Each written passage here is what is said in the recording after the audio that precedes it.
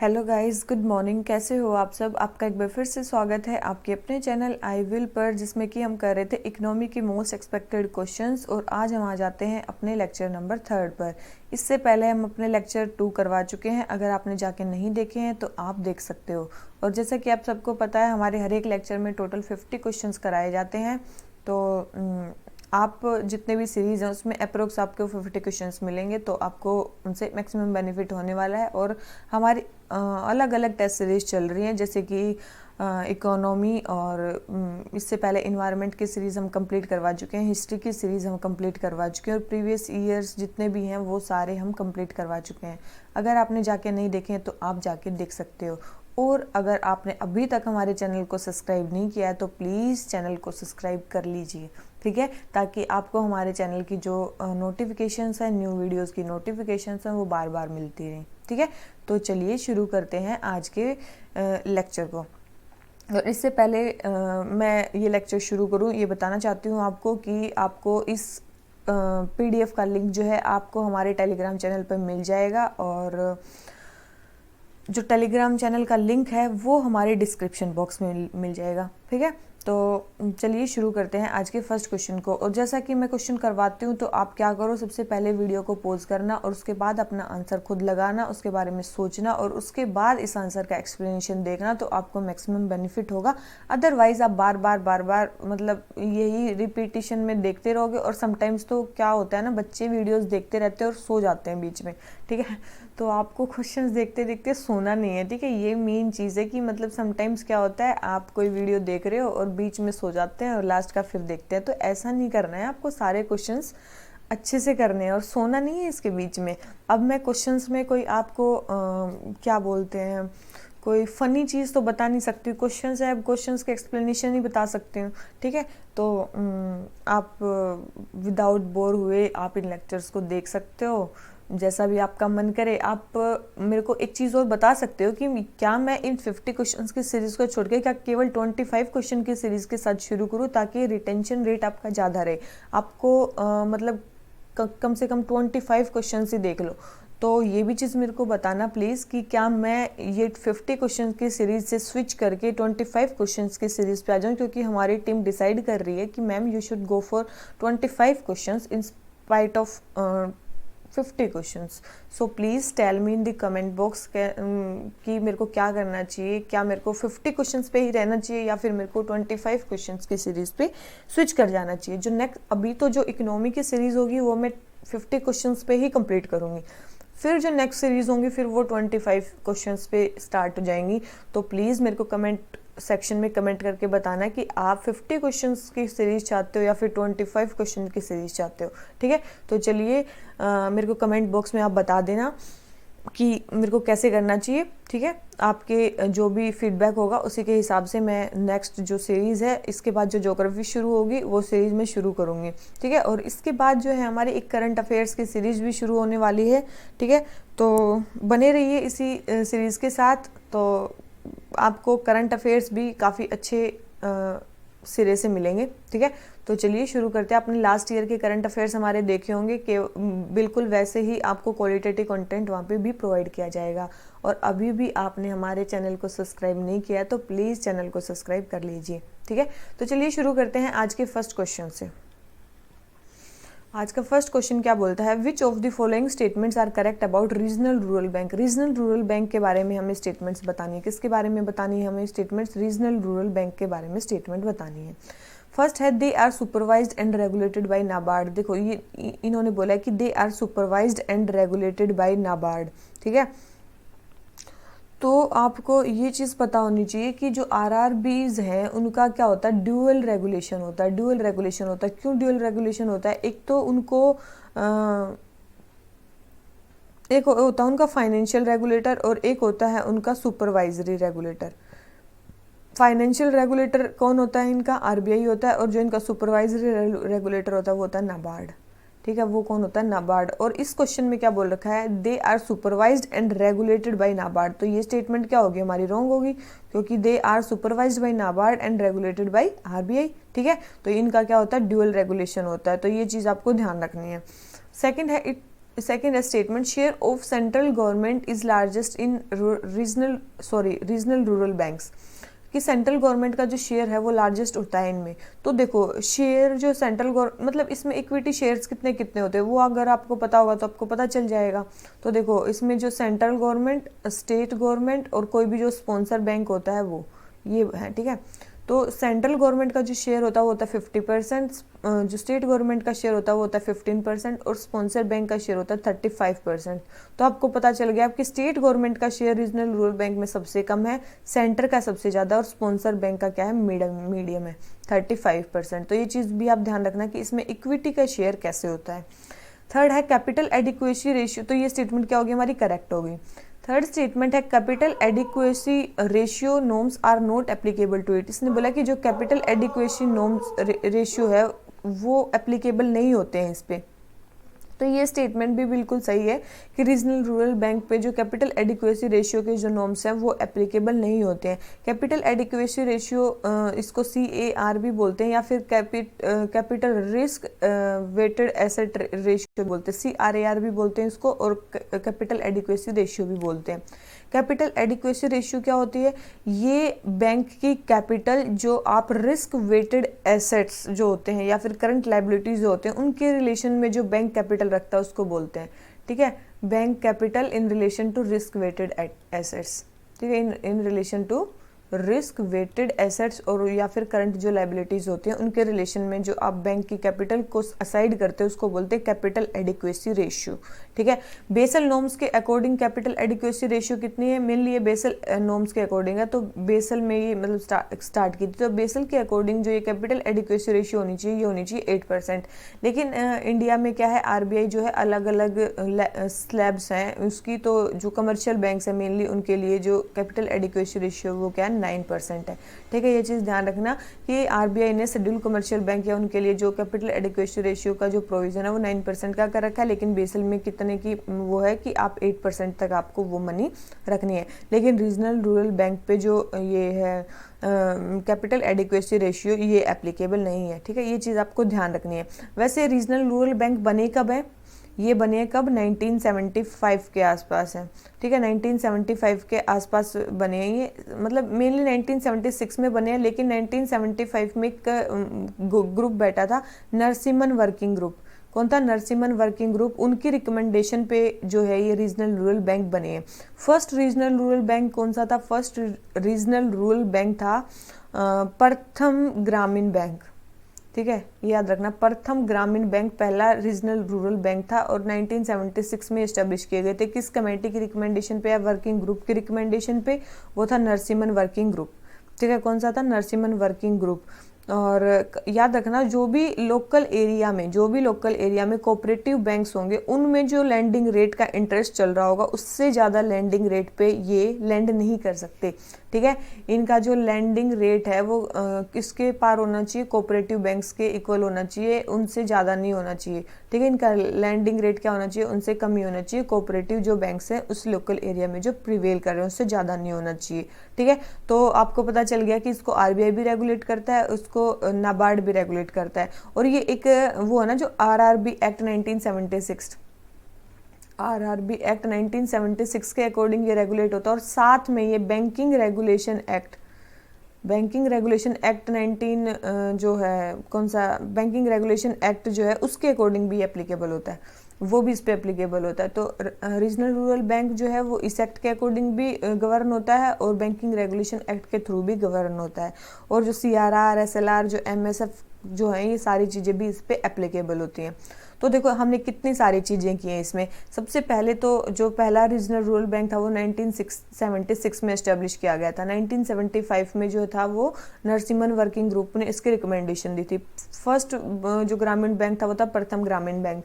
फिर इसका dual regulation होता है, फाइनेंशियल रेगुलेटर RBI और सुपरवाइजर रेगुलेटर या फिर इमीडिएट रेगुलेटर कौन है, नाबार्ड है। उसके बाद ये स्टेटमेंट होगी। उसके बाद जो इक्विटी का शेयर है वो सेंट्रल गवर्नमेंट का सबसे ज़्यादा है और स्पॉन्सर बैंक का सेकंड पे और स्टेट गवर्नमेंट का सबसे कम है।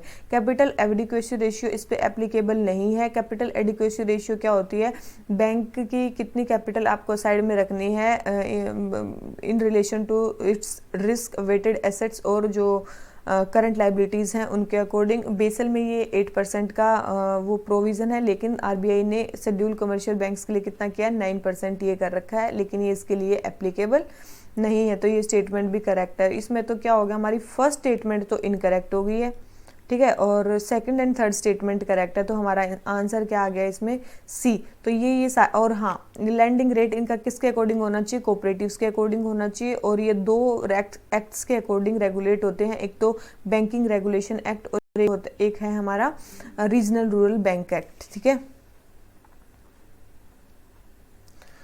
तो अब देख लेते हैं हम नेक्स्ट क्या है कि डिफरेंशियल बैंक्स, ठीक है। अब आ जाते हैं हमारे डिफरेंशियल। देखो ये जो रीजनल रूरल बैंक है ना, ये डिफरेंशियल बैंक्स में ही आता है। डिफरेंशियल बैंक्स में हमने कल 2 बैंक्स और किए थे, मतलब जो लास्ट वीडियोस जो फर्स्ट टेस्ट था उसमें हमने 2 बैंक्स और किए थे। कौन से थे, एक तो था स्मॉल फाइनेंशियल बैंक और एक था पेमेंट बैंक, ठीक है। आज हमने कौन कौन से किए हैं, आज हमने किया एक रीजनल रूरल बैंक। तो एक और बैंक है जो डिफरेंशियल बैंक में आता है, वो होता है हमारा ये जिसको हम बात कर सकते हैं लोकल एरिया बैंक, ठीक है। लोकल एरिया बैंक, ये लोकल एरिया बैंक कब बना था, ये 1996 में बना था, ठीक है। ये किसके अकॉर्डिंग रेगुलेट होता है, ये only and only banking regulation act के अकॉर्डिंग रेगुलेट होता है, ठीक है। बैंकिंग रेगुलेशन एक्ट के अकॉर्डिंग ये रेगुलेट होता है। 1996 में ये बना है लोकल एरिया बैंक, ठीक है। और जो भी इसके प्रायोरिटी सेक्टर लैंडिंग या फिर जो लैंडिंग रेट्स हैं वो कमर्शियल बैंक्स के इक्वल, मतलब सेम होते हैं। प्रायोरिटी सेक्टर लैंडिंग या फिर जो भी लैंडिंग रेट्स होते हैं वो क्या होते हैं, कमर्शियल जो बैंक्स होते हैं उनके इक्वल होते हैं, ठीक है। उसके अलावा CRR SLR भी इन पे एप्लीकेबल होता है। क्या होता है, CRR SLR भी इन पे एप्लीकेबल होता है, ठीक है। और अगर इनके जोग्राफिकल प्रेजेंस की बात करें, की बात करें तो मैक्सिमम 3 जोग्राफिकल कंटिन्यूअस डिस्ट्रिक्ट्स या फिर ओनली 1 अर्बन सेंटर पर डिस्ट्रिक्ट समथिंग ऐसे इसका जोग्राफिकल प्रेजेंस होना चाहिए, ठीक है। तो ये हो गए हमारे क्या, रीजनल रूरल बैंक और लोकल एरिया बैंक। ये लोकल एरिया बैंक है ना, ये भी क्या है हमारा डिफरेंशियल बैंक में आता है। और ये तो आपको पता होगा, सबसे पहले तो इनमें कौन सा बना, रीजनल रूरल बैंक कब बना था, 1976 में। फिर आया हमारा लोकल एरिया बैंक 1996 में बना। फिर हमने बताई थी स्मॉल फाइनेंशियल बैंक और पेमेंट बैंक से कब बने थे, 2015 में बने थे दोनों ही, ठीक है। उसके बाद एक नया कंसेप्ट आ रहा है आज, मतलब प्रपोज है अभी बनानी है, होलसेल बैंक्स, ठीक है, होलसेल बैंक्स। तो ये अभी प्रपोज्ड है, ये आएगा तो उसके फीचर्स भी हम देख लेंगे, ठीक है। तो ये थे हमारे 4 डिफरेंशियल बैंक्स, तो जो जिसके बारे में हमने पढ़ चुका है। स्मॉल फाइनेंशियल बैंक और पेमेंट बैंक के बारे में हम कल पढ़ चुके हैं। आज हमने रीजनल रूरल बैंक और लोकल एरिया बैंक के बारे में देख लिया है, ठीक है। तो ये सारी चीज़ें थी हमारी रीजनल रूरल बैंक के बारे में। अब आ जाते हैं हम अपने क्वेश्चन नंबर 2 पर। क्या बोल रखा है, इन्वेस्टर एजुकेशन प्रोटेक्शन फंड। देखो ये क्वेश्चन जो हमारा लास्ट ईयर की टेस्ट सीरीज में भी आया था, investor education protection fund, it is administered by SEBI. देखो सबसे पहले इन्वेस्टर एजुकेशन प्रोटेक्शन फंड को कौन एडमिनिस्टर करता है, ये बोल रहे हैं कि इसको एडमिनिस्टर करता है हमारा सेबी। तो इन्वेस्टर एजुकेशन जो ये है इसको एडमिनिस्टर करने के लिए एक अथॉरिटी बनी है, investor education protection fund authority, ठीक है। तो इसको सेबी जो है वो एडमिनिस्टर नहीं करता है, IEPF जो एक अथॉरिटी बनी हुई है वो इसको एडमिनिस्टर करती है, ना कि सेबी, ठीक है। तो फर्स्ट स्टेटमेंट हमारी रॉन्ग होगी। सेकंड है, it is funded through annual budgetary contribution. ये जो है ये एनुअल बजटरी कंट्रीब्यूशन से ये वो होता है, क्या होता है, फंड होता है। देखो इसका जो फंड होता है ना, एक चीज़ याद रखना, सबसे पहले तो ये एक ऐसा फंड है जो कंपनीज एक्ट के अंडर आता है। कंपनीज एक्ट जो 1956 है उसके अंडर आता है, मिनिस्ट्री ऑफ कॉर्पोरेट अफेयर्स में, ठीक है। मिनिस्ट्री ऑफ कॉर्पोरेट अफेयर्स में 2016 में ये फंड बना है, ठीक है। कौन सा, इन्वेस्टर एजुकेशन प्रोटेक्शन फंड। इसमें जितने भी डिविडेंड्स होते हैं एसेट मैनेजमेंट कंपनी की या फिर मैच्योर डिपॉजिट्स होते हैं, शेयर एप्लीकेशन के जो इंटरेस्ट होते हैं, डिबेंचर्स होते हैं, इंटरेस्ट होते हैं, जो 7 ईयर्स तक अनक्लेम्ड रहते हैं, वो सारे यहाँ पे पुल किए जाते हैं। वो सारे यहाँ पे क्या किए जाते हैं, पुल किए जाते हैं। जितने भी क्या होते हैं, एसेट मैनेजमेंट कंपनीज के डिविडेंड्स होते हैं या फिर मैच्योर डिपॉजिट्स होते हैं, शेयर एप्लीकेशन इंटरेस्ट होते हैं, डिबेंचर्स होते हैं, इंटरेस्ट होते हैं, उन सारी चीज़ों को यहाँ कलेक्ट किया जाता है। तो उस मनी को बोलते हैं IEPF, investor education protection fund. So ये बजट से नहीं आता है, एक चीज़ ध्यान रखना, ये बजटरी एलोकेशन नहीं है, ये खुद वो जो फंड जो कलेक्ट करते हैं उसको बोलते हैं पुलिंग। तो तो ये एनुअल बजटरी कंट्रीब्यूशन से ये नहीं आता है। तो इसमें जो फर्स्ट स्टेटमेंट है हमारी और जो हमारी सेकंड स्टेटमेंट है, ये दोनों ही हमारी क्या हो जाती हैं, रॉन्ग हो जाती हैं। ठीक है, तो ये इससे भी नहीं आता है और ये इससे भी नहीं आता है, तो आंसर क्या हो गया हमारा, फर्स्ट सेकंड दोनों स्टेटमेंट इनकरेक्ट हैं, तो आंसर सॉरी इनकरेक्ट है तो हमें क्या बतानी, करेक्ट, तो करेक्ट तो कोई भी नहीं है, तो आंसर क्या आ गया हमारा डी। ठीक है, आंसर क्या आ गया, डी। इसका मेन ऑब्जेक्टिव क्या है, जो भी इन्वेस्टर उनको एजुकेट करना है, रिसर्च एंड सर्विस को प्रमोट करना, मेन ऑब्जेक्टिव यही है। ठीक है, उनके इन्वेस्टर्स की एजुकेशन के लिए, उनके जो भी फंड्स हैं उनको प्रोटेक्ट करने के लिए मेनली ये फंड बनाया गया है। तो ये चीज़ ध्यान रखनी है आपको कि इन्वेस्टर एजुकेशन प्रोटेक्शन फंड को कौन एडमिनिस्टर करता है, IEPF अथॉरिटी। तो हमारा सेकंड क्वेश्चन हो जाता है। आ जाते हैं क्वेश्चन नंबर 3 पे। Consider the following statement with regards to revenue expenditure in budget 2021-22। हमें रिवेन्यू एक्सपेंडिचर के बारे में बताना है। रिवेन्यू एक्सपेंडिचर, तो ये रिवेन्यू एक्सपेंडिचर क्या होता है, बजट 2021-22 के बारे में बताना। देखो जो हमारा होता है ना, एक तो होता है एक्सपेंडिचर, एक्सपेंडिचर मतलब खर्चा, और रिवेन्यू एक्सपेंडिचर मतलब जो हमारा खर्चा क्या होता है, बार बार होता है। ठीक है, उसको बोलते हैं रिवेन्यू एक्सपेंडिचर। तो देख लेते हैं। It includes payments of salaries and pensions. Yes, ये होता है, पेमेंट्स एंड सैलरीज उसमें दी जाती हैं। It does not result in creation of asset. Yes, इसमें कोई एसेट भी क्रिएट नहीं होते हैं, फालतू का खर्चा होता है जो हमेशा का होता है। थर्ड है, capital expenditure in India is higher than revenue expenditure. तो याद रखना, बजट का जो जितना भी रिवेन्यू एक्सपेंडिचर होता है ना, वो अप्रोक्स 60% मनी उसी में जाते हैं रिवेन्यू एक्सपेंडिचर में। कैपिटल एक्सपेंडिचर इंडिया में बहुत कम है। ठीक है, तो कैपिटल एक्सपेंडिचर कम है, रिवेन्यू एक्सपेंडिचर ज़्यादा, तो थर्ड स्टेटमेंट हमारी रॉन्ग हो जाती है और फर्स्ट एंड सेकंड स्टेटमेंट हमारी करेक्ट है। तो इसका आंसर आ गया ए। ठीक है, तो first and second statement correct है। रिवेन्यू एक्सपेंडिचर खर्चा जो बार बार होता है उसको है, तो फर्स्ट एंड सेकंड हो गया ए। एक तो ये कोई एसेट्स क्रिएट नहीं करते हैं, और जो रेगुलर जो हमारा खर्चा होता है उसको बोलते हैं क्या, रिवेन्यू एक्सपेंडिचर। तो आंसर आ गया ए। आ जाते हैं क्वेश्चन नंबर 4 पे। Which of the following financial instruments give the buyer the right to buy and seller the obligation to sell? देखो इन सब में ना आपको एक चीज़ ध्यान रखनी है, कॉल ऑप्शन क्या होता है। कॉल ऑप्शन देखो, इन सारे put option, swap, future contract क्या होते हैं। सबसे पहले होता है हमारा कॉल ऑप्शन। कॉल ऑप्शन एक ऑफर होता है कोई भी सिक्योरिटी बाय करने का किसी भी एग्रीड प्राइस पे, जिसपे पहले मतलब पहले ही जिसपे एग्रीमेंट एक्सपायर ना हुआ हो, मतलब वो होने से पहले ही आपको एक ऑफर होता है कोई भी सिक्योरिटी बाय करने का एग्रीड प्राइस पे। इसमें ओब्लिगेटेड कौन होता है, इसमें सेलर ओब्लिगेटेड होता है। ठीक है, कॉल ऑप्शन में कौन ओब्लिगेटेड होता है, इसमें सेलर ओब्लिगेटेड होता है। ठीक है, इसमें क्या होता है, सेलर ओब्लिगेटेड होता है सेल करने के लिए। अगर बायर चूज करना चाहे तो बायर के पास क्या है, राइट भी है और वो ओब्लिगेटेड भी नहीं है। ठीक है, फिर होता है हमारा पुट ऑप्शन। ये पुट ऑप्शन क्या होता है, ये ऑफर टू सेल होता है। इसमें क्या होता है, बायर क्या होता है, सॉरी, इसमें जो बायर होता है वो क्या होता है, ओब्लिगेटेड। ये चीज़ ध्यान रखना, इसमें क्या होता है, बायर ओब्लिगेटेड होता है पुट ऑप्शन में। इसमें बायर को खरीदना पड़ेगा अगर सेलर चूज करे तो। If seller choose to sell तो सेल, इसमें सेलर के पास राइट भी होता है और ओब्लिगेशन नहीं होती है। ठीक है, एक चीज़ ध्यान रखना, कॉल ऑप्शन में सेलर के पास ओब्लिगेशन होती है, पुट ऑप्शन में बायर के पास ओब्लिगेशन होती है, और स्वैप में तो मतलब क्या करते हैं हम, एक्सचेंज करते हैं ना कैश फ्लोज या फिर लायबिलिटीज को बिटवीन टू फाइनेंशियल इंस्ट्रूमेंट्स, तो उसको बोलते हैं स्वैप एग्रीमेंट। तो ये एक्सचेंज होता है, तो इसमें किसी पे ओब्लिगेशन वगैरह की बात नहीं है। फ्यूचर कॉन्टैक्ट मतलब किसी भी चीज़ को सेल करना या बाय करना किसी लेटर डेट पे जो हम पहले ही एग्रीड कर चुके हैं उसको बोलते हैं फ्यूचर कॉन्ट्रैक्ट। इसमें कोई डिस्क्रिशन अलाउ नहीं होता किसी भी पार्टी के लिए। ठीक है, तो ये मतलब लेटर डेट पे कुछ भी कॉन्ट्रैक्ट हमने आज ही डिसाइड कर लिया कि इस दिन हम ये सिक्योरिटी खरीदेंगे बेचेंगे, उसको बोलते हैं फ्यूचर कॉन्ट्रैक्ट। स्वैप में हम एक्सचेंज करते हैं दो फाइनेंशियल इंस्ट्रूमेंट्स को। पुट ऑप्शन में बायर ओब्लिगेटेड होता है और कॉल ऑप्शन में सेलर ओब्लिगेटेड होता है। बस इतनी चीज़ें ध्यान रखना। ठीक है, इतनी चीज़ें ध्यान रखना, और ये सिक्योरिटीज़ के मामले में है ये। तो अब देखो इसमें क्या हो जाता है, सेलर ओब्लिगेटेड है। सेलर ओब्लिगेटेड है मतलब कॉल ऑप्शन।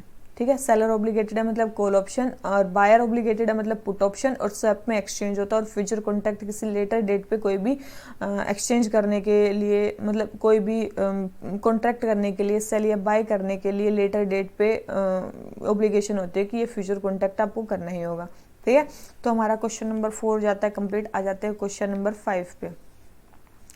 हमें बताना है कि outside the scope of GST कौन सा है, इसमें से ये बताना है कि outside the scope of GST कौन सा है। तो याद रखना, फंक्शंस परफॉर्म्ड बाय एमपी और जो स्टेट लेजिस्लेचर है वो जीएसटी से बाहर हैं। सर्विसेज जो फनरल, बरियल और जो क्रीमेटोरियम, मोरिटरी होती हैं ये भी उससे बाहर हैं। और लॉटरी टिकट्स याद रखना ये जीएसटी में आती हैं, ठीक है। याद रखना ये जीएसटी एक्ट में आती है। लॉटरी होगी, फिर गैम्बलिंग होगी, ठीक है, गैम्बलिंग होगी, बैटिंग होगी, ये सारी किस्में आती हैं जीएसटी एक्ट में, ठीक है। तो इन पे जीएसटी एक्ट लगता है। तो लॉटरी, गैम्बलिंग, बैटिंग ये आती हैं उसमें। तो थर्ड स्टेटमेंट रॉन्ग हो जाती है, फर्स्ट एंड सेकंड स्टेटमेंट हमारी करेक्ट हो जाती है। आंसर आ गया ए। आ जाते हैं क्वेश्चन नंबर 6 पे। क्या बोलता है, with reference to disguised unemployment, हमें क्या बताने की कौन सी स्टेटमेंट सही नहीं है। मतलब और सारी स्टेटमेंट सही है, एक स्टेटमेंट इसमें सही नहीं है। फर्स्ट है, it refers to a situation where any individual और segment of a population is not employed at full capacity. इसमें बोला गया है कि एक ऐसी सिचुएशन होती है जहाँ पे कोई इंडिविजुअल या फिर segment of population full capacity में इन्वॉल्व नहीं है। बिल्कुल सही है। It is unemployment does not affect aggregate output. बिल्कुल एग्रीगेट आउटपुट को ये अफेक्ट नहीं करता है। क्यों? क्योंकि किसी जगह पे मतलब मान लो 5 लोग अनएम्प्लॉयड हैं, अगर वो भी एक खेत में काम कर रहे हैं, अगर वहाँ पे एक आदमी भी काम करेगा तब भी उतना ही आउटपुट निकलेगा। तो एग्रीगेट आउटपुट पे कोई फर्क नहीं पड़ रहा है। सी है, engagement of surplus in the labour force in a given work leads to disguised employment. बिल्कुल, किसी एक काम के लिए 5 आदमियों को लगना और काम तो उतना ही होना, तो उसको बोलते हैं डिसगाइज्ड या फिर हिडन अनएम्प्लॉयमेंट। फिर डी है, a housewife working on daily chores without a wage can be characterised as disguised in unemployment.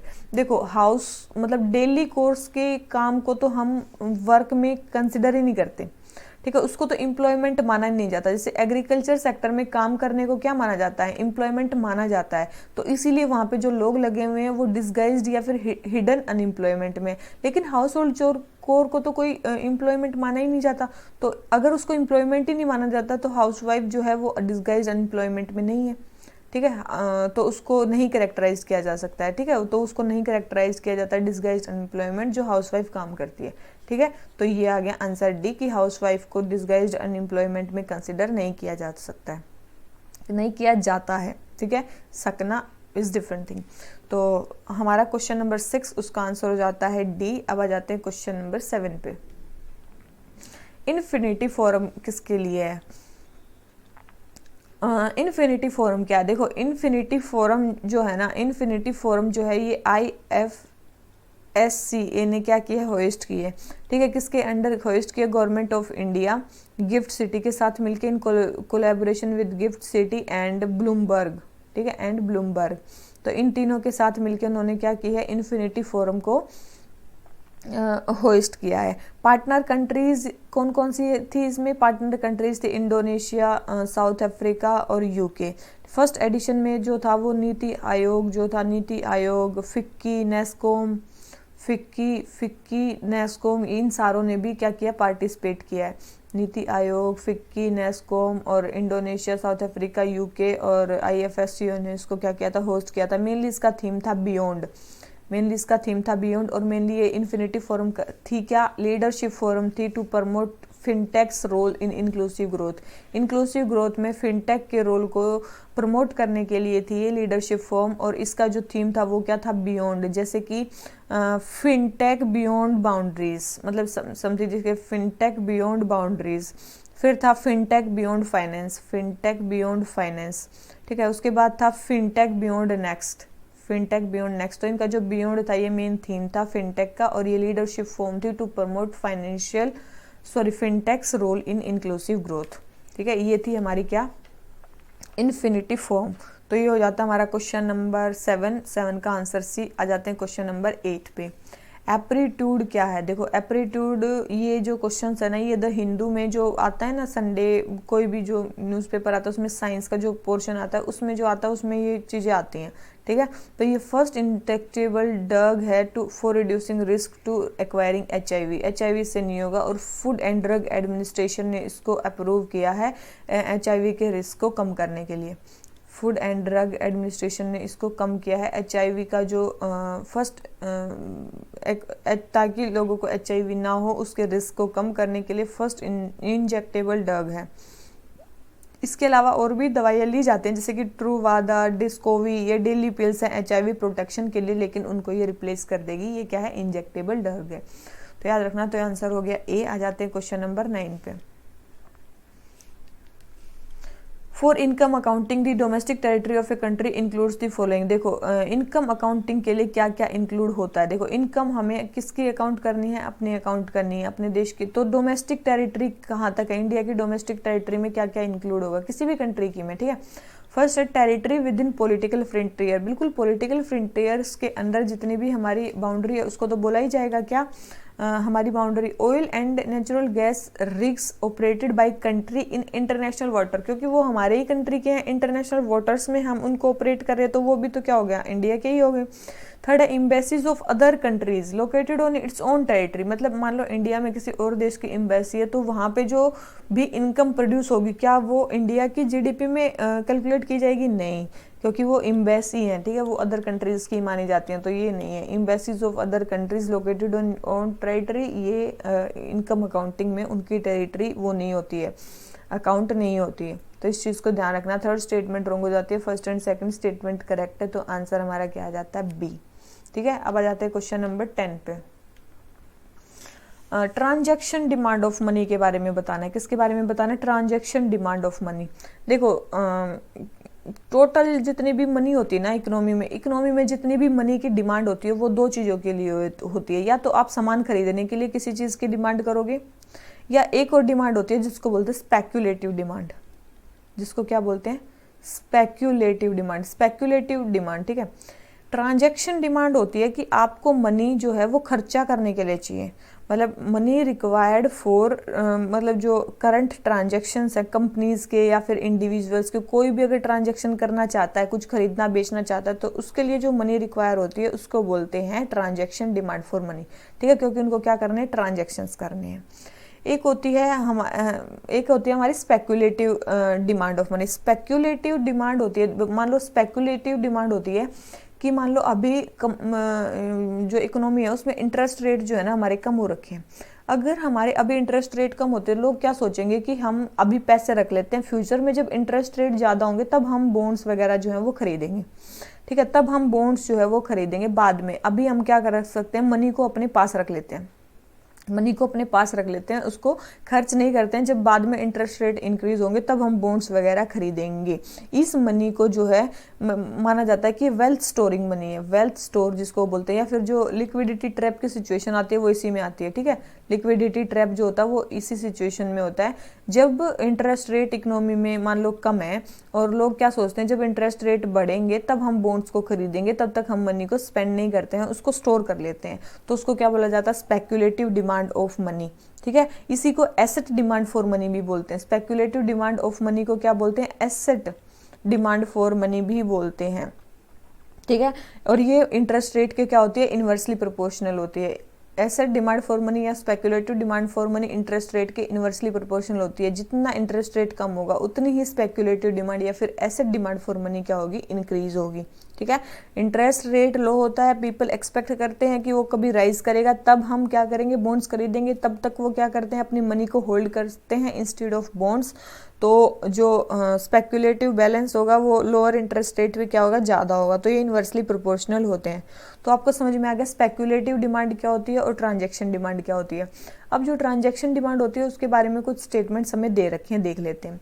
First है it is directly proportional to, देखो ये जो है ना ट्रांजैक्शन डिमांड जितना GDP बढ़ेगी उसके डायरेक्टली प्रोपोर्शनल होती है, और प्राइस लेवल के भी डायरेक्टली प्रोपोर्शनल होती है। ये इसने इनवर्सली प्रोपोर्शनल लिख रखी है, तो याद रखना रियल GDP और प्राइस लेवल्स दोनों के डायरेक्टली प्रोपोर्शनल होती है हमारी ट्रांजैक्शन डिमांड, ठीक है। हमारी ट्रांजैक्शन डिमांड दोनों की क्या होती है? डायरेक्टली प्रोपोर्शनल होती है।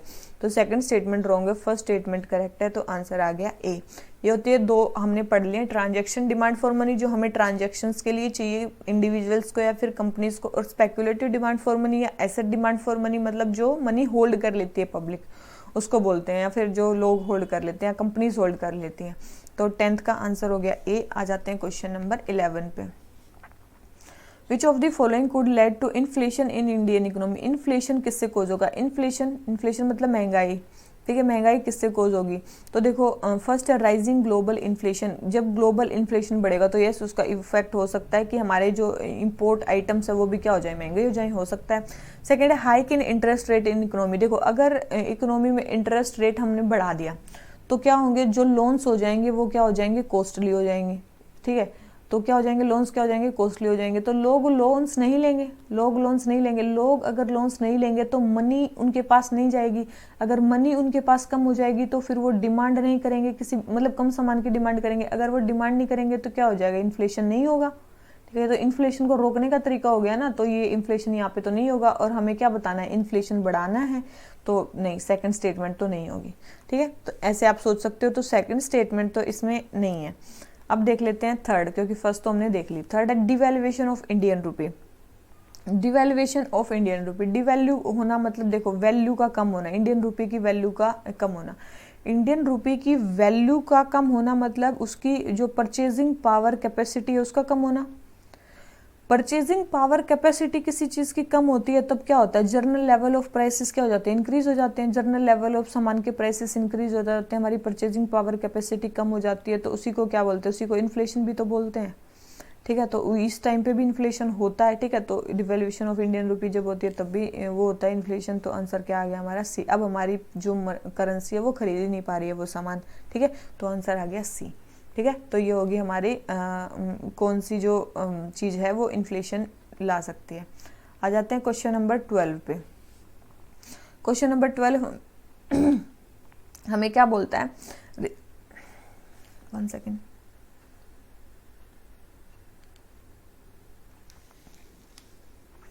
क्वेश्चन नंबर 12 क्या बोलता है, SEBI has approved the framework for social stock exchange. Social stock exchange के लिए सेबी ने फ्रेमवर्क को अप्रूव किया है। तो उस कंटेक्स्ट में हमें बताना है।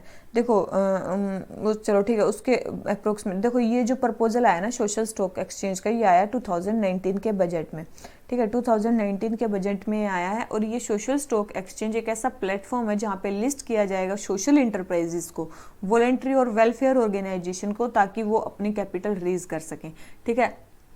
कैपिटल रेज करने के लिए किस किस के लिए है, सोशल इंटरप्राइजेस के लिए है, नॉन प्रॉफिट और प्रॉफिट, ठीक है। नॉन प्रॉफिट के लिए अभी बाकी हैं रेगुलेशंस, ठीक है। और प्रॉफिट के लिए तो है ही। सोशल इंटरप्राइजेस जो कैपिटल रेज कर सकती हैं, ठीक है, जो प्रॉफिट मेकिंग है। और उसके बाद अगर बात करें जो वॉलेंटरी ऑर्गेनाइजेशन है, जो वेलफेयर ऑर्गेनाइजेशन है, वो भी यहाँ से क्या कर सकती हैं, कैपिटल रेज कर सकती हैं। तो फर्स्ट देख लेते हैं कि सोशल इंटरप्राइज इसमें क्या बोला गया है। सोशल इंटरप्राइज क्या है, तो सोशल इंटरप्राइज वो होती है having social intent and impact can utilise the social stock exchange platform for their funding requirement. तो ये स्टेटमेंट बिल्कुल सही है कि यस यही है, सोशल इंटरप्राइज ऐसी है जो अपने मतलब फंड को जो है जो वो रेज करेगी उसको किसी सोशल पर्पस के लिए यूज करेगी, ठीक है, किसी सोसाइटी का उससे बेनिफिट ही होगा। सेकंड है social audit shall be mandated for social enterprise raising fund on social stock exchange. बिल्कुल ये स्टेटमेंट भी सही है। अगर आप सोशल स्टॉक एक्सचेंज से अगर पैसा रेज कर रहे हो तो आपको, अगर सोशल एंटरप्राइज कोई भी सोशल स्टॉक एक्सचेंज से पैसा रेज कर रही है तो उसको क्या होगा, मैंडेटेड वो होगा, सोशल ऑडिट होगा। ये स्टेटमेंट भी क्या है, बिल्कुल सही है। और ये किसके अंडर काम करती है, सेबी के अंडर ही। तो ये तो है ही, सेबी ने अप्रूव किया तो सेबी के अंडर। और यहाँ पे उनको न्यू और चीपर सोर्सेज ऑफ फाइनेंस मिल जाता है वेलफेयर प्रोजेक्ट्स के लिए, ठीक है, चीप इनको मिल जाते हैं। तो सेकंड एंड थर्ड दोनों ही स्टेटमेंट हमारी क्या है, करेक्ट है। तो आंसर क्या आ गया हमारा, सी, ठीक है। ये हो गया हमारे इसके बारे में। अब आ जाते हैं क्वेश्चन नंबर 13 पे। रिपोर्ट्स पब्लिश्ड बाय, कौन रिपोर्ट पब्लिश करता है। फर्स्ट है वर्ल्ड माइग्रेशन, सबसे पहले वर्ल्ड माइग्रेशन रिपोर्ट। तो वर्ल्ड माइग्रेशन रिपोर्ट को कौन, देखो एमनेस्टी इंटरनेशनल नहीं करता है, इसको कौन वो करता है, इसको करता है यूएन की जो है international organisation of migration. International organisation of migration जो है यूएन की, वो वर्ल्ड माइग्रेशन रिपोर्ट को निकालती है। तो ये तो नहीं निकालती है, फर्स्ट तो नहीं निकालती है, ठीक है। और ये जो है ये जो रिपोर्ट है वर्ल्ड माइग्रेशन रिपोर्ट, ये हर 2 साल में एक बार निकाली जाती है और सिंस 2000 से ये निकाली जा रही है, ठीक है। तो फर्स्ट स्टेटमेंट रॉन्ग होगी। सेकंड स्टेटमेंट है कि वर्ल्ड इनक्वालिटी रिपोर्ट, जी वर्ल्ड इनक्वालिटी रिपोर्ट है ना, ये किसने निकाली है, जो वर्ल्ड इनइक्वालिटी लैब है पेरिस स्कूल ऑफ इकोनॉमिक्स की, उसने इसको निकाला है, ठीक है। Of Paris school of economics की जो लैब है उसने इसको निकाला है, तो ये इसने नहीं निकाली है, तो सेकंड स्टेटमेंट भी हमारी रॉन्ग हो जाती है। थर्ड है world wide cost of living index. जो world wide cost of living index है ये इकोनॉमिक इंटेलिजेंस यूनिट ने ही निकाला है, ठीक है। ये किसने निकाला है? इकोनॉमिक्स इंटेलिजेंस यूनिट ने ही निकाला है।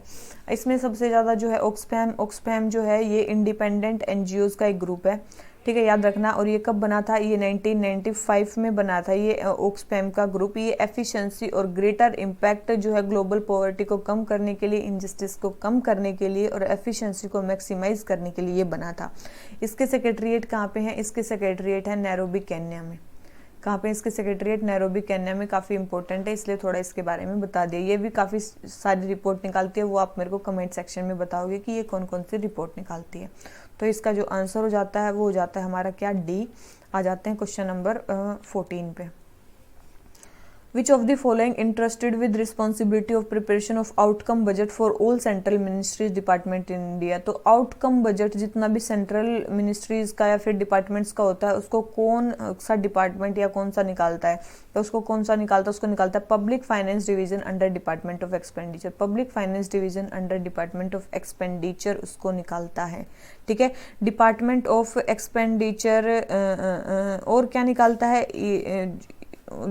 इसमें आता है, देखो डिपार्टमेंट ऑफ एक्सपेंडिचर में और भी देखिए, जैसे इसमें जो कंट्रोलर जनरल ऑफ अकाउंट्स है ना वो प्रिपेयर करता है कि कितनी मनी जो है वो कंसोलिडेटेड फंड ऑफ इंडिया से निकालनी है, जो स्पेंड करनी है, ठीक है। ये प्रिपेयर करता है कौन? Controller general of account. किसके अंडर होता है ये? डिपार्टमेंट ऑफ एक्सपेंडिचर के अंडर होता है, ठीक है। इस चीज़ को आपको ध्यान रखना है।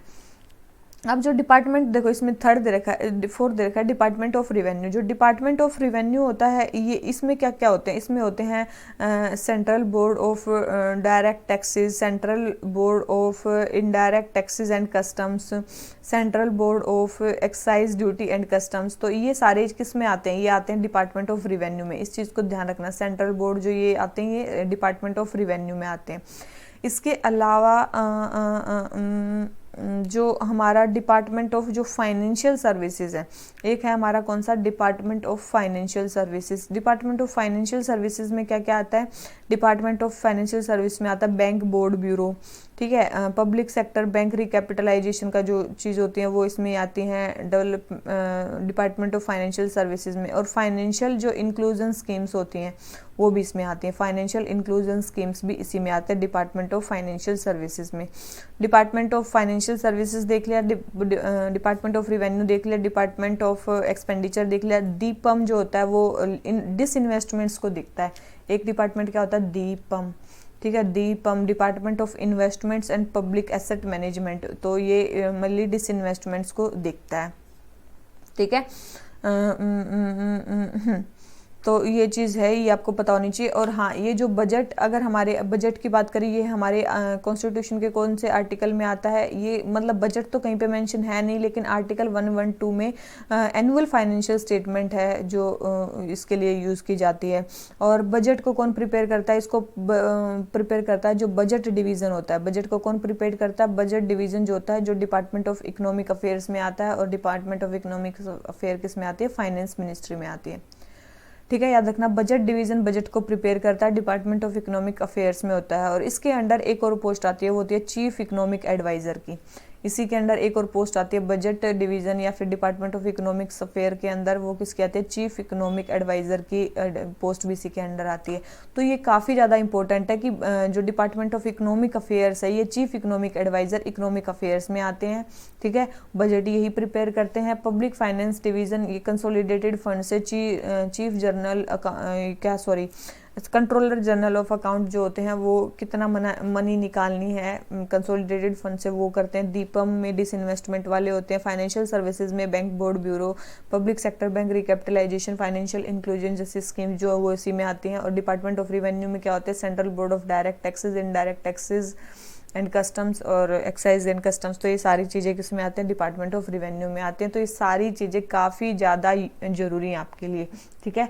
तो कौन से डिपार्टमेंट्स हैं हमारे जो फाइनेंस मिनिस्ट्री के अंडर जो अलग अलग काम संभाले हुए हैं? तो आपने देख लिया डिसइन्वेस्टमेंट के लिए अलग है, ठीक है, बजट बनाने के लिए अलग है, कंसोलिडेटेड फंड से निकालना उसके लिए अलग है, उसके बाद टैक्सेस के लिए अलग है, और ये जो ऑर्गेनाइजेशन बननी है जैसे bank, board, bureau, financial inclusion schemes, उनके लिए अलग है, department of financial services.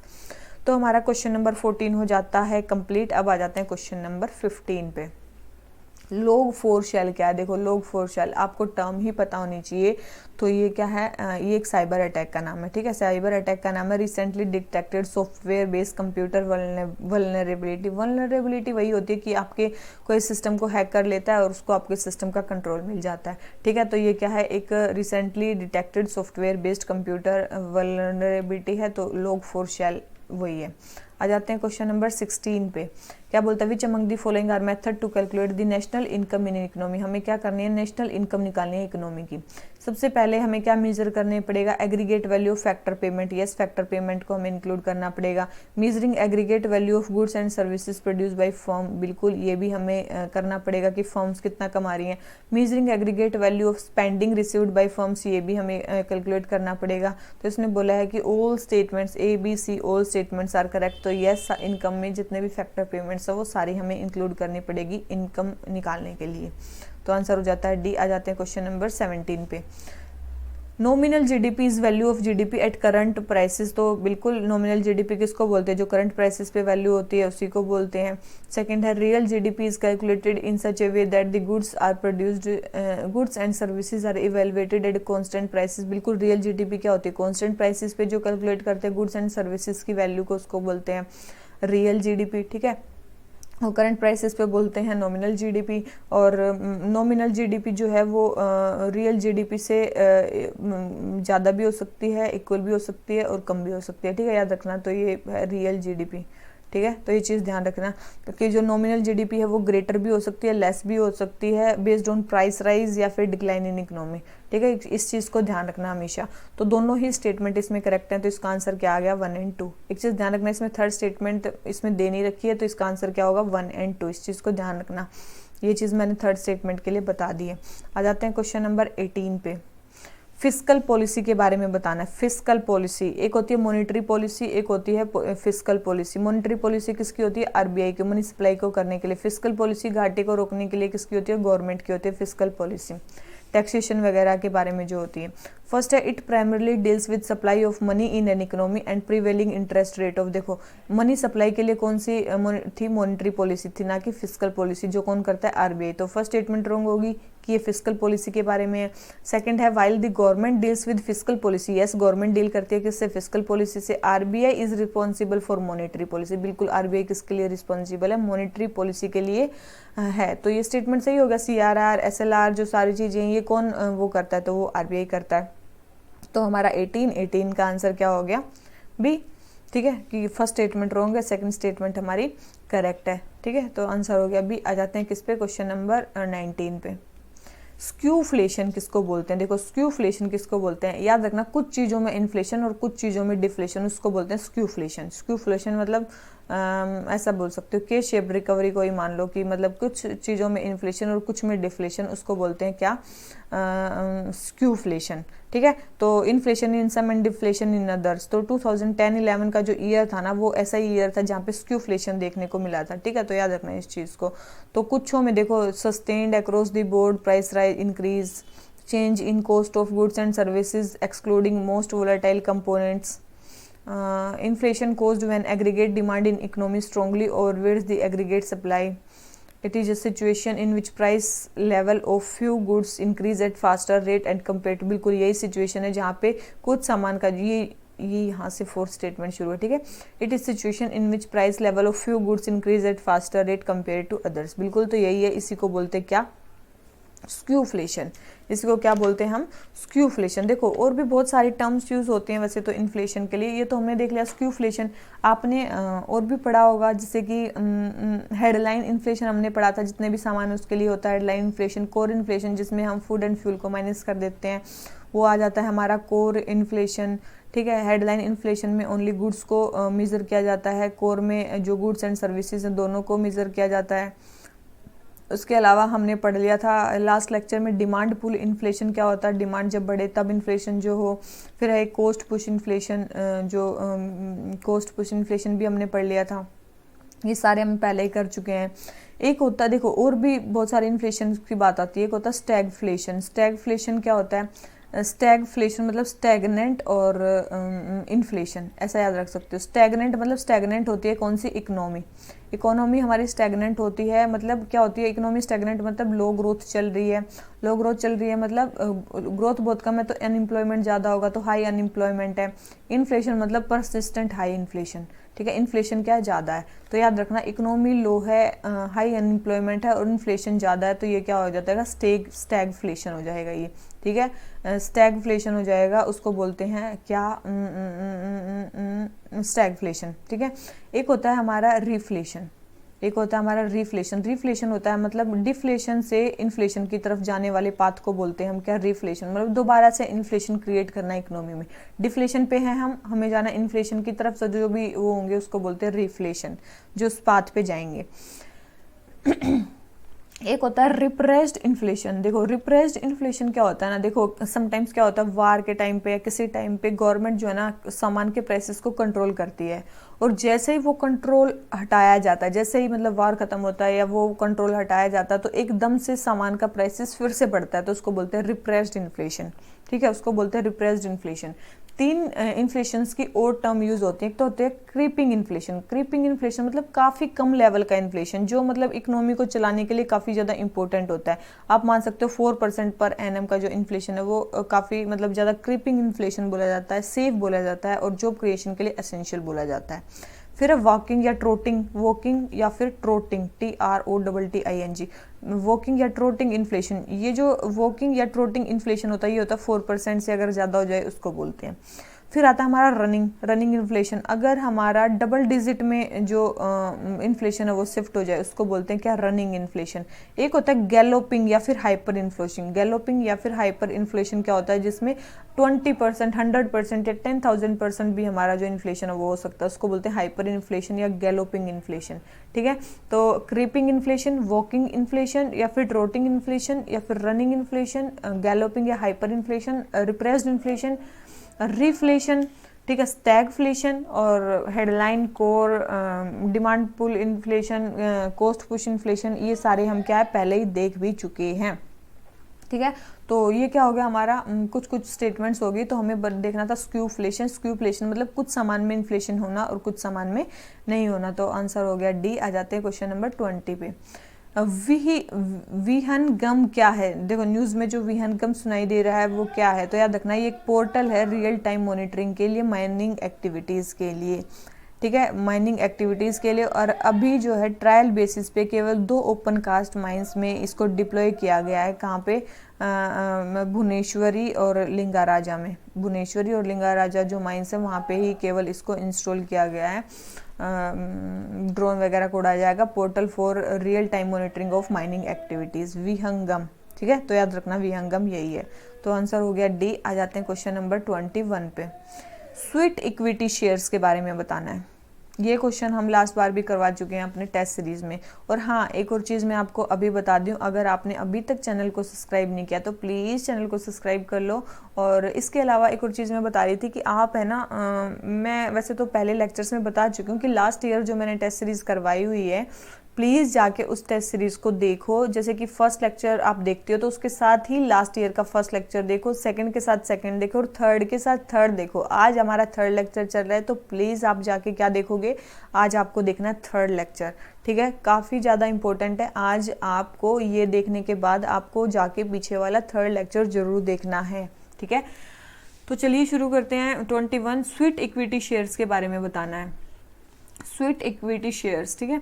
Sweet equity shares क्या होते हैं, देखो स्वीट इक्विटी शेयर्स होते हैं कि जो, हाँ देखो इसमें देख लेते हैं। Sweet equity shares are share issued by company to its director या employees for non cash consideration. ये स्टेटमेंट बिल्कुल सही है। स्वीट इक्विटी शेयर होते हैं जो अपने ही कंपनी के डायरेक्टर या एम्प्लॉय को फॉर नॉन कैश कंसिडरेशन के लिए दिए जाते हैं, उसको बोलते हैं स्वीट इक्विटी शेयर्स, और ये जो होते हैं ये किसके अंडर हैं, कंपनीज एक्ट 2013 के अकॉर्डिंग जो है ये डिस्काउंट पे इशू किए जाते हैं अपने एम्प्लॉयज़ के लिए। किस पे होते हैं ये, डिस्काउंट पे भी इशू किए जाते हैं, ठीक है।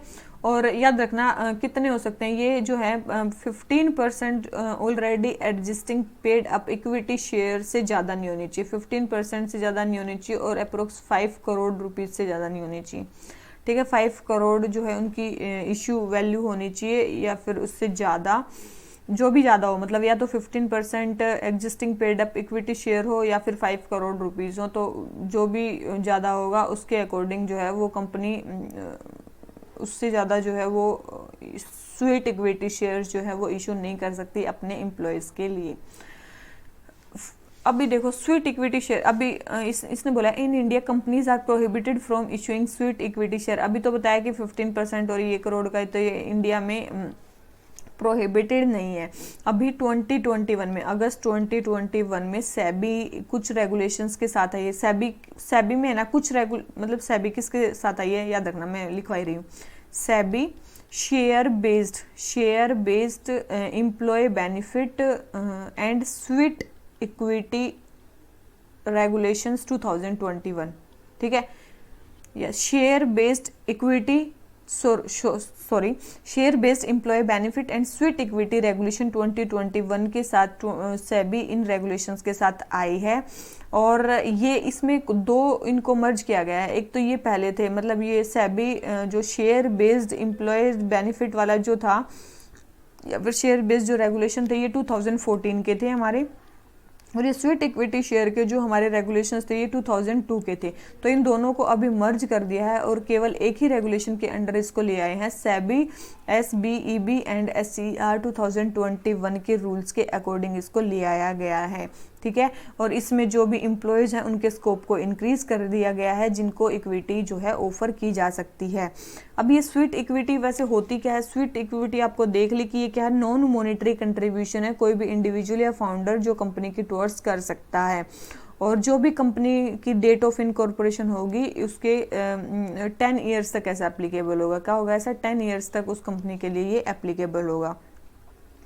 अब सेबी के बारे में चल रही है बहुत सारी बातें। तो सेबी क्या एक स्टैट्यूटरी बॉडी है, कब बनी है? 1992 में बनी है। किस एक्ट के अंडर बनी है? सेबी एक्ट आया था 1992 में ही, सेबी एक्ट 1992 में आया था, उसके अकॉर्डिंग बनी है। मेनली इन्वेस्टर के इंटरेस्ट को प्रोटेक्ट करने के लिए, जो सिक्योरिटीज़ में पैसे लगाते हैं उसके लिए बनी है, और सिक्योरिटीज़ जो मार्केट है उसको रेगुलेट करने के लिए बनी है।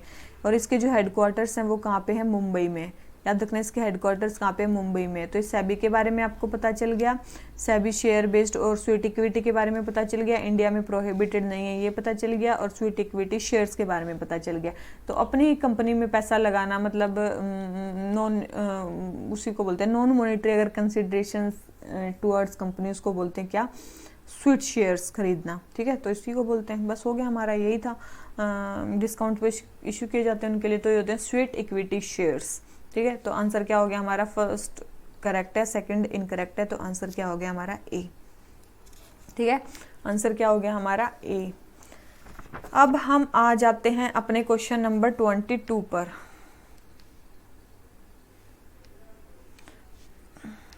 क्वेश्चन नंबर 22 क्या बोलता है? रिटेल डायरेक्ट स्कीम काफी ज्यादा इंपॉर्टेंट है, अभी के न्यूज़पेपर में बोल रही हूँ, क्वेश्चन पेपर में 2020 के क्वेश्चन आया हुआ इसमें, ठीक है। 2021 में ही ये स्कीम लॉन्च की गई थी, और 2021 में इस पे क्वेश्चन भी आया रिटेल डायरेक्ट स्कीम के बारे में, RBI की। तो first this scheme facilitate a person to directly open an account with RBI for purchasing government securities. Government security purchase करने के लिए डायरेक्ट जो इंडिविजुअल है वो अकाउंट खुलवा सकते हैं, उसको क्या बोलते हैं? गिल्ट अकाउंट, ठीक है। गिल्ट अकाउंट जो भी आप बोलते हो उसको, ठीक है। और किसी भी ऑनलाइन पोर्टल के थ्रू उसको आप खोल सकते हैं, किसी भी ऑनलाइन पोर्टल के थ्रू उसके आप खोल सकते हैं। तो सेकंड है under this scheme access to primary issuance of government securities will be given to account holder. इसने बोला कि इस स्कीम के अंडर जो primary issuance of government security है वो अकाउंट होल्डर्स को दिया जाएगा। तो ये प्राइमरी जो इशुएंस है गवर्नमेंट सिक्योरिटी का, उसी के लिए तो ये है रिटेल डायरेक्ट स्कीम, ठीक है।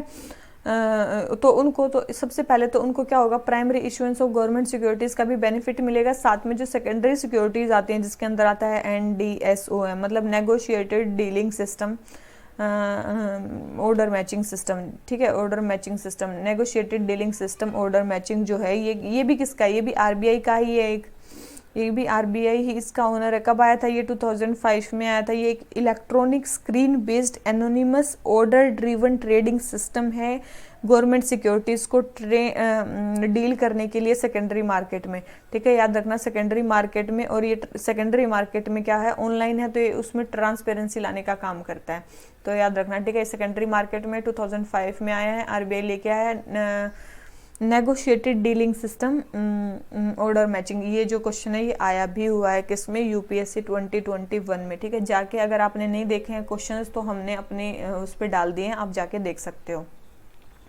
तो दोनों ही स्टेटमेंट सही है रिटेल डायरेक्ट स्कीम के बारे में, तो हमारा आंसर क्या आ जाता है, इसका C आंसर हो जाता है, ठीक है। दोनों ही स्टेटमेंट क्या है इसके बारे में करेक्ट है। आ जाते हैं क्वेश्चन नंबर 23 पे। क्वेश्चन नंबर 23 क्या बोलता है, ग्लोबल हेल्थ सिक्योरिटी इंडेक्स के बारे में बताना है। ग्लोबल हेल्थ सिक्योरिटी इंडेक्स 2021 सबसे पहले है, this index is annually released by WHO। बिल्कुल WHO इसको रिलीज नहीं करता है, इसको रिलीज किया है national threat initiative and Johns Hopkins centre और नेशनल थ्रेट इनिशिएटिव ने इसको क्या किया, लॉन्च किया है, ठीक है। सब सेकंड है, China has lowest index score among the BRICS. ये स्टेटमेंट सही है कि चाइना का इनमें स्कोर सबसे कम है, बिल्कुल, ये चाइना का इसमें स्कोर सबसे कम है। और 6 कैटेगरीज में ये मेजर करता है। 6 कैटेगरीज में किस में मेजर करता है, जैसे कि सबसे पहले आती है प्रिवेंशन, जो भी आप इन्फेक्शियस डिजीज को प्रिवेंट कर सकते हो। फिर उसके बाद आती है डिटेक्शन प्रायोरिटी, फिर है रैपिड रिस्पॉन्स, ठीक है। उसके बाद आती है हेल्थ सिस्टम, उसके बाद आता है कंप्लायंस विद IT और फिर आती है रिस्क इन्वायरमेंट, ठीक है, रिस्क इन्वायरमेंट। तो ये सारी चीज़ें हैं जिसके अंदर क्या होता है, ये 6 हेड्स हैं जिसके अंदर इनको रैंक किया जाता है, ठीक है। ग्लोबल हेल्थ सिक्योरिटी इंडेक्स में ये ऑर्गेनाइजेशंस निकालते हैं। चाइना की रैंक जो है, रैंक वैसे बोला जाए 195 को इन्होंने किया तो 141 चाइना की रैंक आई है। और अगर इंडिया की रैंक की बात करें, इंडिया की रैंक आई है इसमें अप्रोक्स 92 आउट ऑफ 195। और हमारी जो रैंक है इसमें स्लिप कर गई है, ठीक है, हमारी रैंक इसमें स्लिप भी कर गई है। मेनली इसमें 3 लेवल्स पे वो किया जाता है, मतलब लो, मॉडरेट और हाई स्कोर, मतलब ऐसे दिया जाता है। हाई स्कोर 66 पॉइंट से ऊपर जो होता है उसको हाई स्कोर दिया जाता है। और 2021 में कोई भी कंट्री ने टॉप टियर ऑफ रैंकिंग में स्कोर नहीं किया है, और कोई भी कंट्री ने, मतलब 75.9% से ज़्यादा किसी ने नहीं किया है, ठीक है। टॉप में 75.9 पॉइंट से ज़्यादा कोई कंट्री नहीं गई है, इस चीज़ को भी ध्यान रखना है। इंडिया की रैंक ध्यान रखनी है, चाइना की रैंक सबसे कम है। और ग्लोबल हेल्थ सिक्योरिटी इंडेक्स को कौन निकालता है, तो फर्स्ट स्टेटमेंट रॉन्ग है, सेकंड स्टेटमेंट करेक्ट है, तो आंसर क्या आ गया, B, ठीक है, आंसर क्या आ गया, B। अब आ जाते हैं किस पे, क्वेश्चन नंबर 24 पे। स्पेक्युलेटिव डिमांड ऑफ मनी, अभी थोड़ी देर पहले ही बताई थी, क्या स्पेक्युलेटिव डिमांड ऑफ मनी, ठीक है। स्पेक्युलेटिव डिमांड मतलब जब इकोनॉमी में इंटरेस्ट रेट कम होने लग जाते हैं तो क्या होता है, जब कम हो जाते हैं तो लोग सोचते हैं कि जब बढ़ेंगे तब हम उन पैसे को बॉन्ड्स में इन्वेस्ट करेंगे, तब तक हम उसको स्टोर करके रख सकते हैं, वेल्थ को स्टोर किया जाता है। तो फर्स्ट है, it is inversely proportional to rate of interest, बिल्कुल रेट ऑफ इंटरेस्ट कम होता है तो स्पेक्युलेटिव डिमांड ज़्यादा होती है, बिल्कुल सही है। सेकंड है, in this situation the liquidity, it is a situation of liquidity trap, it is infinite, बिल्कुल लिक्विडिटी ट्रैप जैसी सिचुएशन यहाँ पे बन जाती है, ठीक है। तो ये भी स्टेटमेंट सही है, तो दोनों ही स्टेटमेंट सही है, तो हमारा आंसर क्या आ जाता है, C। और ये सब हम पहले कर चुके हैं, ठीक है। अब आ जाते हैं क्वेश्चन नंबर किस पे, 25 पे। क्या बोलता है, देखो, tokenisation of card payments by RBI एक रिसेंट इनिशिएटिव लिया गया है। Consider the following statement regarding tokenisation. देखो, टोकनाइजेशन का मतलब क्या होता है, आपकी जो भी कार्ड डिटेल्स हैं उसके लिए एक टोकन प्रोवाइड करना, ठीक है। आपकी जो भी कार्ड डिटेल्स हैं उसके लिए एक टोकन प्रोवाइड करना, ताकि आप कार्ड, अगर आपको कोई पेमेंट करनी है तो आप कार्ड के जो भी डेटा है उसको ना बता के आप उस टोकन को बताओ, तो वो टोकन के जो नंबर्स हैं वो आपके कार्ड के नंबर से कनेक्ट कर दिए जाएंगे, मतलब उससे लिंक कर दिए जाएंगे, तो आपकी डायरेक्ट पेमेंट हो जाएगी।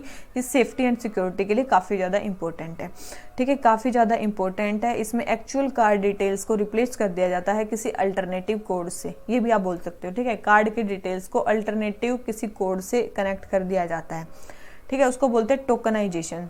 तो फर्स्ट है tokenisation and de tokenisation. De tokenisation मतलब कार्ड के डिटेल्स को वापस कर देना, मतलब टोकन ना लेना, ठीक है। Conversion of token back to actual card details, उसको बोलते हैं डी टोकनाइजेशन। तो can be performed only by the authorised card network. देखो याद रखना, यस ये स्टेटमेंट बिल्कुल सही है कि आपकी कार्ड डिटेल्स का टोकनाइजेशन या डी टोकनाइजेशन किसी भी ऑथराइज्ड कार्ड नेटवर्क ही कर सकता है, ठीक है। कोई भी ऑथराइज्ड कार्ड नहीं तो फिर क्या करेगा, अगर कोई ऑथराइज्ड नहीं होगा तो वो आपकी कार्ड डिटेल्स को तो रख ही लेगा ना, जब आप बताओगे तो आपके पैन नंबर, कार्ड नंबर, ये सब कोई वो रिक्वेस्टर नहीं रख सकता है। वो सर्टिफाइड होते हैं सेफ्टी एंड सिक्योरिटी के लिए, इंटरनेशनल बेस्ट प्रैक्टिसेस से कन्फर्म होते हैं, ठीक है। इस चीज़ को आपको ध्यान रखना है कि ये ऑथराइज्ड कार्ड नेटवर्क से ही ये वो होता है। सेकंड है it is mandatory for transaction on e commerce platform. ये मैंडेटरी है ट्रांजैक्शन के लिए ई कॉमर्स प्लेटफॉर्म पे। तो देखो याद रखना ये मैंडेटरी नहीं है, आप चाहो तो टोकन से भी पेमेंट कर सकते हो और चाहो तो आप अपने कार्ड की जो डिटेल्स हैं उससे भी आप पेमेंट कर सकते हो, ये कोई मैंडेटरी नहीं है। तो सेकंड रॉन्ग है, फर्स्ट स्टेटमेंट करेक्ट है। तो इसका आंसर हमारा क्या हो जाता है, ए। तो टोकनाइजेशन और डी टोकनाइजेशन के बारे में आपको पता होना चाहिए। तो ये बाहर की थोड़ी नॉइस आ रही है तो थोड़े 2 मिनट रुकना, ठीक है। तो अब हम आ जाते हैं क्वेश्चन नंबर 26 पे।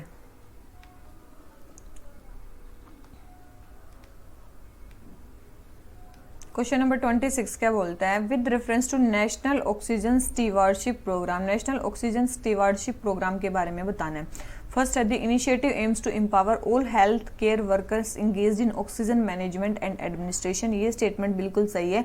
उनको जो भी उसमें लगे हुए हेल्थ केयर वर्कर्स, उनको नॉलेज दी जाएगी, उनको स्किल दी जाएगी ताकि वो रैशनल यूज़ कर सकें और कोई भी जो मेडिकल ऑक्सीजन है उसका क्या ना हो, वेस्टेज ना हो, ठीक है। मेडिकल ऑक्सीजन का क्या हो, वेस्टेज ना हो, उसके लिए उनको ट्रेनिंग दी जाएगी। स्पेशली रिसोर्स कंस्ट्रेंट सेटिंग में, मतलब जब भी आपके पास रिसोर्सेज कम है, मेडिकल ऑक्सीजन की कमी है, तो उसके वेस्टेज को कैसे रोका जाए ये हेल्थ केयर वर्कर्स को पढ़ाया जाएगा, बिल्कुल सही है। सेकंड है ये नीति आयोग ने लॉन्च किया, बिल्कुल गलत स्टेटमेंट है। ये किसने लॉन्च किया है, ministry of health and family welfare ने। Ministry of health and family welfare ने ये प्रोग्राम स्टार्ट किया है, ठीक है। और हर एक डिस्ट्रिक्ट में एटलीस्ट एक ऑक्सीजन स्टीवार्ड को ट्रेन किया जाएगा, ठीक है। तो ये चीज़ ध्यान रखना। सेकंड स्टेटमेंट रॉन्ग है, फर्स्ट स्टेटमेंट करेक्ट है। तो आंसर हमारा क्या आ जाता है, ए, ठीक है। आंसर क्या आ जाता है, ministry of health and family welfare का ये इनिशिएटिव है और जो करने के लिए वो हमने देख लिया है। अब आ जाते हैं किस पे, क्वेश्चन नंबर 27 पे। Government securities acquisition plan. Government securities acquisition plan काफ़ी ज़्यादा इंपॉर्टेंट है। देखो इसके स्टेटमेंट से ही आपको पता चलना चाहिए। गवर्नमेंट सिक्योरिटीज तो आपको पता क्या होती है, एक्विजिशन मतलब एक्वायर करना, प्रोग्राम मतलब ऐसा प्रोग्राम जिसमें गवर्नमेंट सिक्योरिटीज को एक्वायर किया जाता है। ये जो गवर्नमेंट सिक्योरिटीज एक्विजिशन प्लान है ना, ये कौन करता होगा, आरबीआई करता होगा। इतनी हिम्मत किसमें है, ठीक है।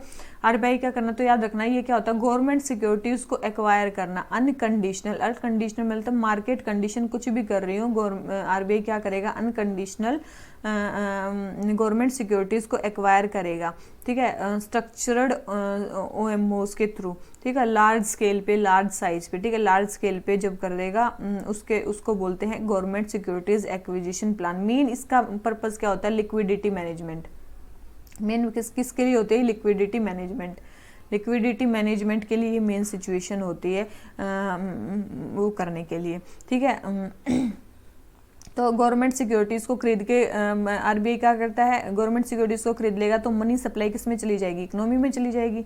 मनी को सप्लाई कर देता है इकोनॉमी में, और जब बहुत ज़्यादा मनी हो जाती है तो इससे मतलब क्या हो जाता है, बोरोइंग कॉस्ट जो मनी का वो क्या हो जाएगा, कम हो जाएगा। मनी सप्लाई इकोनॉमी में बढ़ेगी, बोरोइंग कॉस्ट जो है उसका इंटरेस्ट रेट कम होगा, बोरोइंग कॉस्ट कम होगा, तो वैल्यू क्या करेगी, वैल्यू क्या करेगी, डेप्रिशिएट करेगी। वैल्यू की वैल्यू कम हो, मतलब मनी की वैल्यू क्या हो जाएगी, कम हो जाएगी। पैसे की वैल्यू क्या हो जाएगी, कम हो जाएगी। और इससे भी क्या हो सकता है, इन्फ्लेशन हो सकता है, ठीक है। तो ये सारी चीजें किसके बारे में, गवर्नमेंट सिक्योरिटीज एक्विजिशन प्लान के बारे में।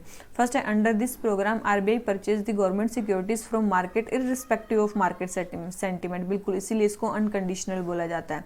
सेकेंड है it may reduce borrowing cost of government, बिल्कुल गवर्नमेंट कैसे बोरोइंग कॉस्ट रिड्यूस हो सकता है। और it tend to depreciate the value of, हो सकता है कि उसकी बिल्कुल डेप्रिशिएट भी हो सकती है रुपीज़ की जो वैल्यू है। तो आंसर हो गया सी, सारे ही स्टेटमेंट इसके बारे में वो है।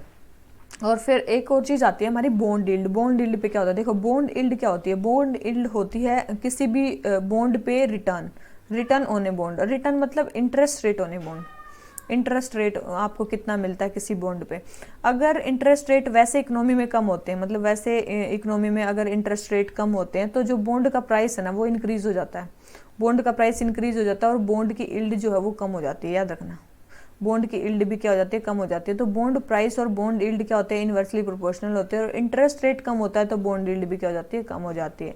तो ये भी चीज़ ध्यान रखना। तो बॉन्ड यील्ड भी क्या हो जाएगी, कम हो जाएगी। तो आंसर हो गया डी। आ जाते हैं क्वेश्चन नंबर 28 पे।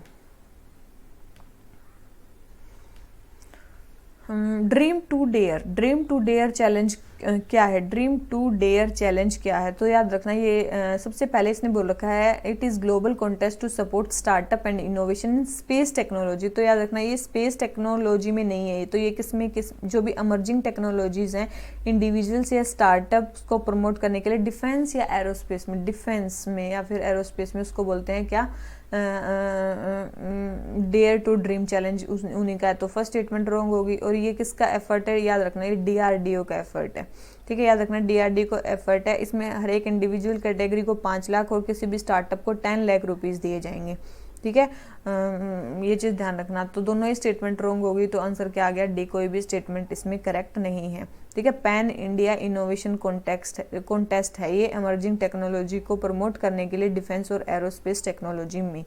ठीक है, एक और प्रोग्राम था जिसको बोलते हैं टेक्नोलॉजी डेवलपमेंट फंड स्कीम। ठीक है, ये भी किसकी थी, ये भी DRDO की थी, मेक इन इंडिया के अंदर थी। और इसमें भी इंडस्ट्रीज को डिफेंस टेक्नोलॉजीज को प्रमोट करने के लिए इंक्रेज किया जाता था। इसमें किसको, इंडस्ट्रीज को प्रमोट किया जाता था वो करने के लिए, क्या, इनोवेशंस करने के लिए डिफेंस टेक्नोलॉजी में। और ये 2016 में बना था टेक्नोलॉजी डेवलपमेंट फंड स्कीम। ठीक है, तो ये थी। और डेयर टू ड्रीम चैलेंज ये किसका था, ये भी DRDO का था और डिफेंस और स्पेस टेक्नोलॉजीज के लिए था ये। ठीक है, उसमें इनोवेशंस को प्रमोट करने के लिए। तो फर्स्ट और सेकंड स्टेटमेंट दोनों रॉन्ग है। तो आंसर हमारा क्या आ गया, डी। आ जाते हैं क्वेश्चन नंबर 29 पे। How does Reserve Bank of India discharge its statutory obligation of being banker to the government. देखो बैंकर टू द गवर्नमेंट कैसे बना रहता है। फर्स्ट है it maintains principal account of central as well as state government, बिल्कुल उनके accounts को वो करता है, तो इससे बैंकर हो जाता है। It is aggregator for accounting all GST collection, बिल्कुल वो भी सारे वहीं पे कलेक्ट होते हैं, तो बिल्कुल सही है। तो आंसर आ गया सी। दोनों ही तरह से ये बैंकर टू द गवर्नमेंट कहलाता है। अभी 2021 का अगर आपने क्वेश्चन किया हो या फिर आपने पेपर दिया हो तो आपने देखा होगा कि एक क्वेश्चन आया हुआ था banker to the last resort RBI के लिए क्यों यूज़ किया जाता है, किस लिए यूज़ किया जाता है। तो वो यूज़ किया जाता है कि वो कि बैंकिंग सेक्टर के लिए जो वो लास्ट रिजोर्ट होता है बोरो करने के लिए, तो उसके लिए होता है banking to the last resort. ठीक है, lender to the last resort, sorry lender to the last resort question था। ठीक है, lender to the last resort, तो वो बैंकिंग सेक्टर के लिए मेनली यूज किया जाता है। ये क्वेश्चन भी आया हुआ है, तो ये ऐसा ही एक क्वेश्चन इसमें बना दिया। बैंकर टू द गवर्नमेंट मतलब क्या टर्म डिनोट करती है। तो आंसर आ गया सी। आ जाते हैं क्वेश्चन नंबर 30 पे। क्वेश्चन नंबर 30 हमें क्या बोलता है, क्वेश्चन नंबर 30 है कि देख लेते हैं टैक्स अवॉइडेंस। देखो tax avoidance, tax evasion, tax terrorism. देखो टैक्स टेररिज्म क्या होता है, इनमें टैक्स इवेजन क्या होता है और टैक्स अवॉइडेंस क्या। देखो टैक्स अवॉइड करना मतलब आपका लेजिटिमेट तरीके से टैक्स को छुपाना, उसको बोलते हैं। ठीक है, तो टैक्स अवॉइडेंस क्या होगा, legitimate act of minimising taxes using methods approved by government. Tax evasion मतलब टैक्स छुपाना, इलीगल प्रैक्टिस है टैक्स इवेजन, तो illegal practice of not paying taxes और not reporting income. Tax terrorism क्या है, बहुत ज्यादा टैक्स लगा देना जनरल पब्लिक पे। Enforcing tax laws on general public in harsh manner, उसको बोलते हैं टैक्स टेररिज्म। तो ये सारे टैक्स, तो सारी ही स्टेटमेंट रॉन्ग होगी। तो इसमें क्या बोला क्या, कौन सी करेक्टली मैच्ड नहीं है बोला है, तो ऑल सारी ही नहीं है। तो 1, 2 एंड 3 यहाँ लिख लेना। ठीक है, तो ये ऑल कोई भी इसमें से which is not correctly match, सारे ही मैच नहीं है। तो आंसर आ गया सी, सारी ही गलत है। ठीक है, तो इसका आंसर हो जाता है सी। अब आ जाते हैं किस पे, क्वेश्चन नंबर 31 पे। एक होता देखो अभी पढ़ा था हमने रिफ्लेशन और ये आ गया डिसइन्फ्लेशन। और हाँ ठीक है, डिसइन्फ्लेशन क्या होता है, देखो इसमें जो रेट ऑफ इन्फ्लेशन है ना इंक्रीज होने का, रेट ऑफ इन्फ्लेशन जो है इंक्रीज होने का वो क्या हो जाता है, कम हो जाता है, उसको बोलते हैं disinflation. Situation of journal decline of prices, decline of prices नहीं होता, उसमें रेट ऑफ इन्फ्लेशन कम हो जाता है, ठीक है। Journal level of decline in prices को क्या बोलते हैं, डिफ्लेशन बोलते हैं, याद रखना उसको क्या बोलते हैं, जर्नल लेवल ऑफ प्राइस जो कम हो जाते हैं उसको बोलते हैं डिफ्लेशन। डिसइन्फ्लेशन क्या होता है, रेट ऑफ इन्फ्लेशन कम हो जाता है। रिफ्लेशन क्या हो जाता है, जब हम डिफ्लेशन से इन्फ्लेशन की तरफ जाते हैं तो जो उसमें चीज़ यूज होती है, तो वही है aims to stop deflation, deflation को हमें स्टॉप करना और इन्फ्लेशन की तरफ जाना, उसको क्या बोलते हैं, रिफ्लेशन। तो यस, ये रिफ्लेशन की स्टेटमेंट सही है। और डिसइन्फ्लेशन मतलब रेट ऑफ इन्फ्लेशन जब कम हो जाता है। तो फर्स्ट स्टेटमेंट रॉन्ग होगी, तो फर्स्ट स्टेटमेंट रॉन्ग होगी, सेकंड स्टेटमेंट करेक्ट है, तो हमारा आंसर क्या हो जाता है, बी। ये क्वेश्चन भी हम कर चुके हैं। अब आ जाते हैं क्वेश्चन नंबर 32 पे। क्या बोलता है, रिग्रेसिव टैक्स। देखो दो टाइप के टैक्स होते हैं, एक होता है प्रोग्रेसिव टैक्स और एक होता है रिग्रेसिव टैक्स। प्रोग्रेसिव टैक्स में क्या होता है, जितनी ज़्यादा इनकम उतना ज़्यादा tax, more the income more the tax, ठीक है। टैक्स और इनकम में डायरेक्टली प्रोपोर्शनल होता है, जितनी ज़्यादा इनकम होगी उतने ज़्यादा आपसे टैक्स लेंगे। रिग्रेसिव टैक्स होता है जहाँ पे ये मान सकते हो कि चाहे इनकम ज़्यादा हो चाहे कम हो, आपको उतना ही टैक्स देना पड़ेगा। मान लो आप 10,000 रुपये कमाते हो तो भी आपको 20 रुपये टैक्स देना है, और मान लो आप 10 रुपये कमाते हो तो भी आपको 20 रुपये टैक्स देना है, मतलब समथिंग ऐसे, ठीक है। 100 रुपये कमाते हो तो भी आपको 20 रुपये टैक्स देना है, तो समथिंग ऐसे। इनडायरेक्ट टैक्स मान लो कि आपको मतलब कोलगेट का कोई भी पाउच है वो आपको भी 20 रुपये का ही मिलेगा और अंबानी को भी 20 रुपये का ही मिलेगा, तो वो क्या हो गया, वो रिग्रेसिव टैक्स हो गया, ठीक है। तो it tax that takes a larger percentage of income from lower income groups than from higher income group, उसको क्या बोलते हैं, रिग्रेसिव टैक्स, ठीक है। तो प्रोग्रेसिव टैक्स इनडायरेक्ट टैक्स हो गया और रिग्रेसिव टैक्स इनडायरेक्ट टैक्स हो गया। ये आ गया आपको समझ में। तो ये क्वेश्चन हो जाता है हमारा क्वेश्चन नंबर 32। अब आ जाते हैं क्वेश्चन नंबर 33 पे।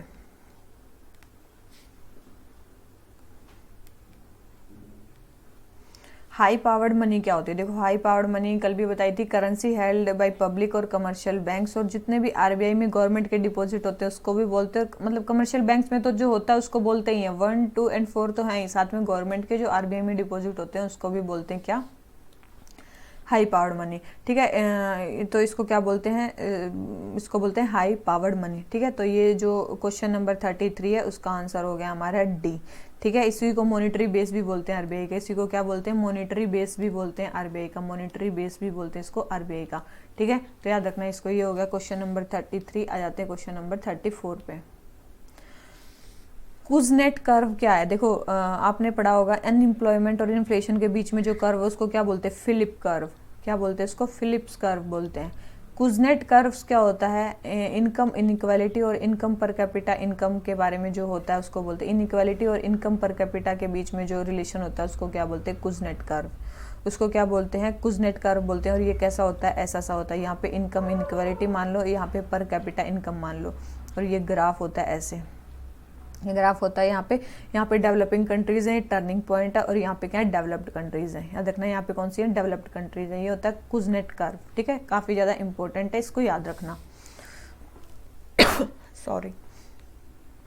पुनीत सागर अभियान काफी इंपॉर्टेंट है। पुनीत सागर अभियान, पीआईबी में इसकी इन्फॉर्मेशन आई थी कि पुनीत सागर अभियान क्या, पुनीत सागर अभियान है एनसीसी में awareness campaign about clean shores and beaches, उसमें क्लीन करना है, अवेयरनेस बढ़ानी है कि बीच को क्लीन करने के लिए, और किसका है, एनसीसी का। काफी इंपॉर्टेंट है पुनीत सागर अभियान, ठीक है, पुनीत सागर अभियान। तो आप सागर को सोच के कुछ भी सोच सकते हो इनमें से, तो इसमें तुक्का लगाना बहुत ही मुश्किल है। तो एनसीसी का अवेयरनेस कैंपेन है क्लीन शोर्स और बीचेस के बारे में, ठीक है। तो हमारा क्वेश्चन नंबर 35 हो जाता है कंप्लीट। आ जाते हैं क्वेश्चन नंबर 36 पे। आरबीआई के बारे में हमें बताना है। फर्स्ट है, it receives and page money on behalf of various government departments, various government departments के बिहाफ पे ये रिसीव भी करती है और मनी भी पे भी करती है, बिल्कुल सही स्टेटमेंट है। सेकंड है, it acts banker to the both central government और state government, it act as last lender of large resort to government. देखो अभी थोड़ी देर पहले क्वेश्चन करवाया था, लेंडर ऑफ लार्ज रिजोर्ट किसके लिए होता है, आरबीआई, ये होता है बैंक्स के लिए, इसके लिए होता है बैंक्स के लिए, ना कि गवर्नमेंट के लिए। तो सेकंड स्टेटमेंट क्या हो जाती है, थर्ड स्टेटमेंट क्या हो जाती है, रॉन्ग, और थर्ड स्टेटमेंट रॉन्ग होती है, हमारा आंसर आ जाता है बी। और ये क्वेश्चन अगर आपने 2021 का प्रीलिम्स का क्वेश्चन भी अच्छे से किया होगा तो तब भी आप इस क्वेश्चन को कर लोगे, ठीक है। तो इसका आंसर क्या हो जाता है, बी। आ जाते हैं क्वेश्चन नंबर 37 पे। 37 क्या बोलता है, यूनियन बजट के बारे में बताना है, रिवेन्यू रिसिप्ट्स के बारे में बताना। देखो वैसे देखो गवर्नमेंट की रिसिप्ट्स होती हैं, गवर्नमेंट की रिसिप्ट्स होती हैं, गवर्नमेंट की रिसिप्ट्स में दो रिसिप्ट्स होती हैं, एक तो होती है रिवेन्यू रिसिप्ट्स और होती है कैपिटल रिसिप्ट्स। रिवेन्यू रिसिप्ट्स ऐसी रिसिप्ट्स होती हैं जो मतलब ना तो कोई लायबिलिटी क्रिएट करती हैं, ठीक है, ना तो कोई लायबिलिटी क्रिएट करती हैं और ना ही किसी एसेट को रिड्यूस करती हैं। मतलब एसेट भी रहेंगे हमारे, जो जितनी चीज़ें वो रहेंगी, और लायबिलिटी भी क्रिएट नहीं होगी। जैसे कि आप मान सकते हो टैक्स वगैरह, टैक्स नॉन टैक्स, ये सारी चीज़ें इसमें आ जाती हैं। फिर आता है हमारा कैपिटल रिसिट। कैपिटल रिसिट में क्या होती है, एक तो हमारी लायबिलिटीज़ क्रिएट होती हैं, मतलब जैसे कि मान लो बोरिंग्स, हमें बोरिंग्स बोझ पड़ेगा, उसमें हमें बोरिंग्स देनी पड़ेंगी। एक हमारे जो एसेट्स होते हैं वो भी रिड्यूस हो जाते हैं, एसेट्स जो होते हैं वो रिड्यूस हो जाते हैं अगर कैपिटल रिसिट में। जैसे कि डिसइन्वेस्टमेंट मान लो, डिसइन्वेस्टमेंट में क्या होता है, एसेट हमारे रिड्यूस होते हैं क्योंकि गवर्नमेंट पब्लिक सेक्टर एंटरप्राइजेस को प्राइवेट को बेच देती है, तो एसेट कम हो रहे हैं बिल्कुल, और अगर बोरो कर रहे हो तो लायबिलिटी बढ़ रही है बिल्कुल, तो वो होते हैं कैपिटल रिसीट और ये होते हैं रिवेन्यू रिसीट। तो अब देखो हमें क्या बताना है, रिवेन्यू रिसीट के बारे में बताना है। रिवेन्यू रिसीट फर्स्ट है disinvestment of public sector undertaking. अभी बताया डिसइन्वेस्टमेंट किसका पार्ट है, कैपिटल रिसीट का पार्ट है, तो फर्स्ट स्टेटमेंट क्या होगी, रॉन्ग होगी, और फर्स्ट स्टेटमेंट रॉन्ग होगी, तो डायरेक्ट हमारा आंसर आ गया ए। ठीक है, तो याद रखना disinvestment of public sector undertaking किस में आता है, ये कैपिटल रिसीट में आता है, जिसमें एसेट्स कम हो जाते हैं या फिर लायबिलिटी हमारी बढ़ जाती है। ठीक है, income from sale of spectrum क्या होती है इसमें आती है, इसमें, और grant in aid from foreign government ये भी किस में आती है, रिवेन्यू रिसीट में आती है। तो आंसर हो गया ए। आ जाते हैं क्वेश्चन नंबर 38 पे। क्वेश्चन नंबर 38 हमें क्या बोलता है, प्रोग्रेसिव टैक्सेशन के बारे में बताना है। Progressive taxation it is tax that takes a larger percentage of income from high income groups than from low income groups। इसे बोल रखा है कि प्रोग्रेसिव, अभी थोड़ी देर पहले बताया था हाई इनकम हाई टैक्स, ये ऐसा टैक्स है that takes a larger percentage of income from high income group, बिल्कुल हाई इनकम से हाई टैक्स लेगा, और than from low income group, बिल्कुल सही स्टेटमेंट है। It helps in reducing inequalities of income and wealth, बिल्कुल inequalities को कम करने के लिए काफ़ी ज़्यादा इंपॉर्टेंट होता है हमारा प्रोग्रेसिव टैक्सेशन सिस्टम। तो दोनों ही स्टेटमेंट सही है, आंसर हमारा क्या आ गया, सी। ठीक है, अब इन चीज़ों में देखो बताने लायक कुछ नहीं है। सम पीपल कमेंट्स लाइक कि ma'am you are not teaching as qualitative as it should be and no extra information and all and, but यार मैं इन क्वेश्चंस में क्या कराऊँ, मतलब क्या एक्स्ट्रा कराऊँ कि आप मतलब अब बताओ, प्रोग्रेसिव टैक्सेशन के बारे में मैं पहले बता चुकी हूँ, रिग्रेसिव टैक्स के बारे में बता चुकी हूँ, तो इससे एक्स्ट्रा मैं इस क्वेश्चन में क्या बता सकती हूँ। तो some people are like commenting anything, मतलब my team told me that this comment came yesterday, so I don't know what should say about this, but मतलब some questions are like मैं उसमें क्या ही बता सकती हूँ, अब मैं उसको एक्सप्लेन ही कर सकती हूँ, उससे ज़्यादा तो मैं कुछ नहीं कर सकती हूँ। ठीक है, तो कमेंट कर देना कि मतलब what is the standard of quality of teaching। ठीक है, तो उसके स्टैंडर्ड के हिसाब से हम अपने आप को कोप करने की कोशिश करेंगे। ठीक है, तो कमेंट बॉक्स में कमेंट करना कि my lectures are as qualitative as it should be और नॉट। ठीक है, तो यस, चलिए फिर भी इसका आंसर हो जाता है हमारा सी। आ जाते हैं क्वेश्चन नंबर 39 पे। In India government securities can be bought और sold in secondary market through. देखो अभी बताया था सेकेंडरी मार्केट में जो हमारी प्राइमरी मार्केट में रिटेल डायरेक्ट स्कीम थी, अब आ जाते हैं सेकेंडरी मार्केट में। सेकेंडरी मार्केट में सिक्योरिटीज़ कैसे सेल की जाती हैं, तो yes, negotiated dealing system, order matching, अभी थोड़ी देर पहले किया था। ओवर द काउंटर भी सेकेंडरी मार्केट में यूज़ होता है, और स्टॉक एक्सचेंज तो आपको पता ही, Bombay stock exchange, national stock exchange, ये तो यूज़ होते ही हैं। तो ओवर द काउंटर भी इसी में यूज़ होता है। ओवर द काउंटर में क्या होता है, कोई भी पर्सन जिसको गवर्नमेंट सिक्योरिटीज़ बाई या सेल करनी होती है वो बैंक से कॉन्टैक्ट करता है, या प्राइमरी डीलर या फिर फाइनेंशियल जो इंस्टीट्यूशन है उससे कॉन्टैक्ट करता है, या फिर डायरेक्टली या फिर किसी ब्रोकर के थ्रू, और वो अपनी जो है वो डील को नेगोशिएट कर सकता है। ठीक है, उसको बोलते हैं ओवर द काउंटर। तो ये सेकेंडरी मार्केट के सारे ही इंस्ट्रूमेंट हैं जिससे आप सेकेंडरी मार्केट में पैसा लगा सकते हो। तो सारे ही स्टेटमेंट सही हैं, तो आंसर हमारा क्या आ जाता है, डी आ जाता है। ठीक है, तो आंसर अब आ जाते हैं क्वेश्चन नंबर 40 पे। ट्रांसफ़र एक्सपेंडिचर के बारे में बताना है। देखो मैं आपको काफ़ी बार बता चुकी हूँ कि एक होती है ट्रांसफ़र पेमेंट। ट्रांसफ़र पेमेंट क्या होती है, ऐसा पैसा जो हमें रिटर्न में नहीं देना, जो हमें फ्री में मिल जाता है, उसके रिटर्न में हमें कुछ नहीं देता, फ्री में जो हमें पैसा मिलता है उसको बोलते हैं ट्रांसफ़र पेमेंट। ट्रांसफ़र एक्सपेंडिचर क्या होगा, मतलब ऐसा पैसा जो गवर्नमेंट हमें देगी फ्री में। ठीक है, गवर्नमेंट हमें देगी, उसके रिटर्न में हमें कुछ नहीं देना। जैसे कि पेंशन, बिल्कुल पेंशन फ्री में दे रही है, मतलब फ्री में इन द सेंस मैं समझाने के लिए बोल रही हूँ, ठीक है। तो यस पेंशन भी आ गई, सब्सिडीज यस उसके रिटर्न में हमें कुछ नहीं देना, अनएम्प्लॉयमेंट अगर अलाउंस दे रही है तो यस उसके रिटर्न में भी कुछ नहीं देना, तो बिल्कुल, तो सारी ही स्टेटमेंट सही है, तो आंसर हमारा क्या आ गया डी, ठीक है। मतलब जो हमें रिटर्न नहीं करने उसके बारे में कुछ भी, और जो हमें फ्री में मिलना है उसको बोलते हैं ट्रांसफर पेमेंट, और यह ट्रांसफर एक्सपेंडिचर, मतलब गवर्नमेंट की तरफ से फिर क्या दिया जाता है साफ फ्री में, तो आपको वैसा कुछ सोचना होगा। तो आंसर हो गया डी। आ जाते हैं क्वेश्चन नंबर 41 पे। Sterilization operation are likely to be carried out by RBI which of the following. देखो स्टेरिलाइजेशन ऑपरेशन आरबीआई कब करती है, देखो मैं बताती हूँ आपको। आरबीआई में क्या होता है ना, नॉर्मल सिचुएशंस होती हैं जब आरबीआई में इकोनॉमी में फॉरेन करेंसी का इनफ्लो जो है ना वो ज़्यादा हो जाता है। फॉरेन करेंसी इनफ्लो, मान लो डॉलर, मान लो उसका इनफ्लो करेंसी में ज़्यादा हो गया। अगर फॉरेन इनफ्लो हमारे मार्केट में ज़्यादा हो जाता है तो जो रुपये की डिमांड है ना वो इंक्रीज हो जाती है। रुपये की डिमांड अगर इंक्रीज होगी तो रुपये क्या करेगा, अप्रिशिएट करेगा। रुपये क्या करेगा, अप्रिशिएट करेगा। अगर रुपये अप्रिशिएट करेगा तो रुपये अप्रिशिएट करेगा तो जो हमारे एक्सपोर्ट्स हैं वो क्या हो जाएंगे, कॉस्टली हो जाएंगे, और जो हमारे इंपोर्ट्स हैं वो क्या हो जाएंगे, चीप हो जाएंगे, ठीक है। इंपोर्ट्स चीप हो जाएंगे तो ये क्या होगा, हमारे बीओपी को क्या हो, इससे नुकसान है, क्योंकि हमारा सामान तो बाहर बिकेगा नहीं, बीओपी में डेफिसिट आ जाएगा इससे, तो ठीक है। तो ये क्या है, फॉरेन इनफ्लो के कारण रुपये की डिमांड बढ़ी और रुपये अप्रिशिएट हो गया, और ये रुपये अप्रिशिएट जो हुआ इसके कारण हमें प्रॉब्लम है, ठीक है। तो रुपये को अप्रिशिएट होने से रोकने के लिए आरबीआई क्या करता है, स्टेरिलाइजेशन ऑपरेशन करता है। मतलब ये जो ये डॉलर आ रहा है ना, जो ये रुपये की डिमांड क्रिएट हो रही है, आरबीआई इस फॉरेन करेंसी को खरीद लेता है, ठीक है। इस फॉरेन करेंसी को खरीद लेता है। फॉरेन करेंसी को खरीदेगा मतलब वो आर्टिफिशियल डिमांड क्रिएट करता है फॉरेन करेंसी की।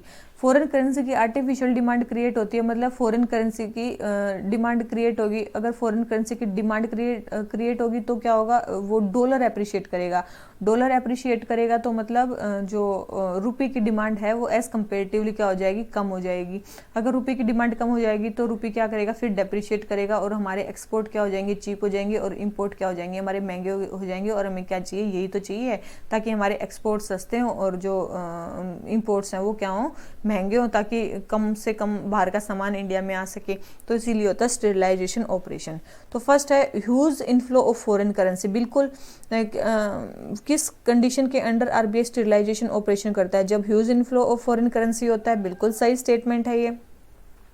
सेकेंड है huge demand for forex by Indian business to travel abroad. ये बोलो क्या, huge demand for forex, foreign exchange की रिक्वायरमेंट तो होती नहीं है ना, वो तो रुपये की डिमांड इंक्रीज हो रही है, डिमांड फॉरेक्स की थोड़ी ना इंक्रीज हो रही है। तो सेकंड स्टेटमेंट हमारी रॉन्ग हो जाती है कि रुपये की फॉरेक्स की डिमांड तो इंक्रीज हो ही नहीं रही है। थर्ड है significant increase in domestic borrowing by union government. Domestic government थोड़ी ना बोरो करती है, गवर्नमेंट बोरोइंग नहीं करती है, उसके कारण नहीं होता। अगर गवर्नमेंट ज़्यादा से ज़्यादा बोरो करेगी तो रुपये की ये बोरो नहीं करती है, ठीक है। मेन चीज़ क्या होती है, जो रुपये खुद ही अप्रिशिएट कर जाता है ड्यू टू फॉरेन इनफ्लो के कारण। फॉरेन इन्वेस्टमेंट्स बहुत ज़्यादा आती हैं, उससे रुपये की डिमांड क्रिएट होती है। तो आर्टिफिशियली उस डिमांड को रिड्यूस करने के लिए रुपये की जो आरबीआई है वो आर्टिफिशियली डॉलर को खरीदता है उसकी डिमांड क्रिएट करने के लिए। जब उसकी डिमांड मतलब डॉलर की डिमांड क्रिएट होगी तो रुपये क्या करेगा, कंपेरेटिवली फिर डेप्रिशिएट करेगा। रुपये की डिमांड कम होगी और वो डेप्रिशिएट करेगा, और फिर हमारे एक्सपोर्ट जो है वो चीप हो जाएंगे और इंपोर्ट जो है वो कॉस्टली हो जाएंगे। और यही हमें चाहिए बीओपी को बैलेंस में रखने के लिए, ठीक है। तो हमारा थर्ड स्टेटमेंट भी रॉन्ग है, तो इसका आंसर हमारा क्या आ गया, ए। ये होता है हमारा क्या, स्टेरिलाइजेशन ऑपरेशन, ठीक है, स्टेरिलाइजेशन ऑपरेशन, ठीक है। इस चीज़ को ध्यान रखना, ठीक है। तो ये हो गया स्टेरिलाइजेशन। और जैसा कि मैंने बताया है, अगर आपने अभी तक वीडियो को लाइक नहीं किया तो लाइक कर देना, और चैनल को प्लीज़ सब्सक्राइब कर दो। और इसके अलावा आपको लेक्चर नंबर 3 जो है लास्ट ईयर का वो प्लीज़ देखना है, ठीक है। अब आ जाते हैं क्वेश्चन नंबर 42 पे। कैपिटल गुड्स के बारे में मैं बताना है, कैपिटल गुड्स के बारे में। देखो इस क्वेश्चन में मेरे को जो लगता है मैं वो बता रही हूँ। इस क्वेश्चन में क्या है ना कि एनसीईआरटी में समथिंग एल्स दे रखा है और इस आंसर की में समथिंग एल्स दे रखा है, तो मैं जो बेस्ट होगा वो मैं अपने हिसाब से बता रही हूँ इसमें। तो देखो कैपिटल गुड्स क्या होते हैं, कोई भी एसेट मशीनरी जो किसी भी प्रोडक्शन में यूज होती है किसी भी सामान के, ठीक है, उसको बोलते हैं। जैसे कि क्लॉथ बोट बाई किड्स, ये क्या होगी, ये कैपिटल गुड्स नहीं है, ये कंज्यूमर गुड्स हैं, आप यूज करोगे फेंक दोगे, ठीक है, उससे कुछ नहीं होने वाला। तो फर्स्ट स्टेटमेंट तो रॉन्ग होगी। सेकंड स्टेटमेंट इट मीन्स सही है, कॉफ़ी मशीन अगर आप खरीदते हो कैफेटेरिया में तो वो बार बार कॉफ़ी बनाने के काम आएगी, तो यस वो क्या हो गया, एक एसेट हो गया, कैपिटल गुड्स है। थर्ड है tea leaves purchased bye restaurant, तो याद रखना वो टी लीव्स क्या करेंगे, आप यूज़ कर लोगे रेस्टोरेंट में और चाय पत्ती बना लोगे, तो ये टी लीव्स जो आप खरीदते हो ये क्या किस में आते हैं, इंटरमीडिएट गुड्स में आते हैं, ना कि कैपिटल गुड्स में आते हैं अकॉर्डिंग टू मी। ठीक है, ये इंटरमीडिएट गुड्स में आते हैं और मेरे ख्याल से जो इसका आंसर होना चाहिए वो ये नहीं होना चाहिए, मतलब ये भी नहीं होना चाहिए, ये भी कैपिटल गुड में नहीं आता है, ना फर्स्ट आता है ना थर्ड आता है, इसका आंसर होगा बी। ठीक है, और अगर आपको कुछ अलग लगता है तो आप मेरे को कमेंट सेक्शन में इस क्वेश्चन के बारे में कमेंट भी कर सकते हो। ठीक है, अब आ जाते हैं क्वेश्चन नंबर 43। क्वेश्चन नंबर 43 क्या बोलता है, sovereign gold bond. Sovereign gold bond के बारे में हमें बताना है। They are government securities issued by commercial bank on behalf of reserve bank. Sovereign gold bond, sovereign gold bond, sovereign gold bond government securities होती हैं जिसको कौन इशू करता है, कमर्शियल बैंक इशू करते। देखो बिल्कुल गलत स्टेटमेंट है ये, बिल्कुल गलत स्टेटमेंट है ये। क्यों ये गलत स्टेटमेंट है, क्यों ये गलत स्टेटमेंट है, क्योंकि इशू कौन करता है, इनको आरबीआई करता है गवर्नमेंट के बिहाफ पे। ठीक है, इनको कौन इशू करता है, ये इशूड बाय आरबीआई है। ठीक है, ये आरबीआई इनको इशू करता है और किसके बिहाफ पे करता है, गवर्नमेंट के बिहाफ पे करता है। तो फर्स्ट स्टेटमेंट तो रॉन्ग होगी कि सॉवरिन गोल्ड बॉन्ड के बारे में। सेकंड है only citizen, Indian citizens are eligible to invest in India, नहीं इंडियन रेजिडेंट।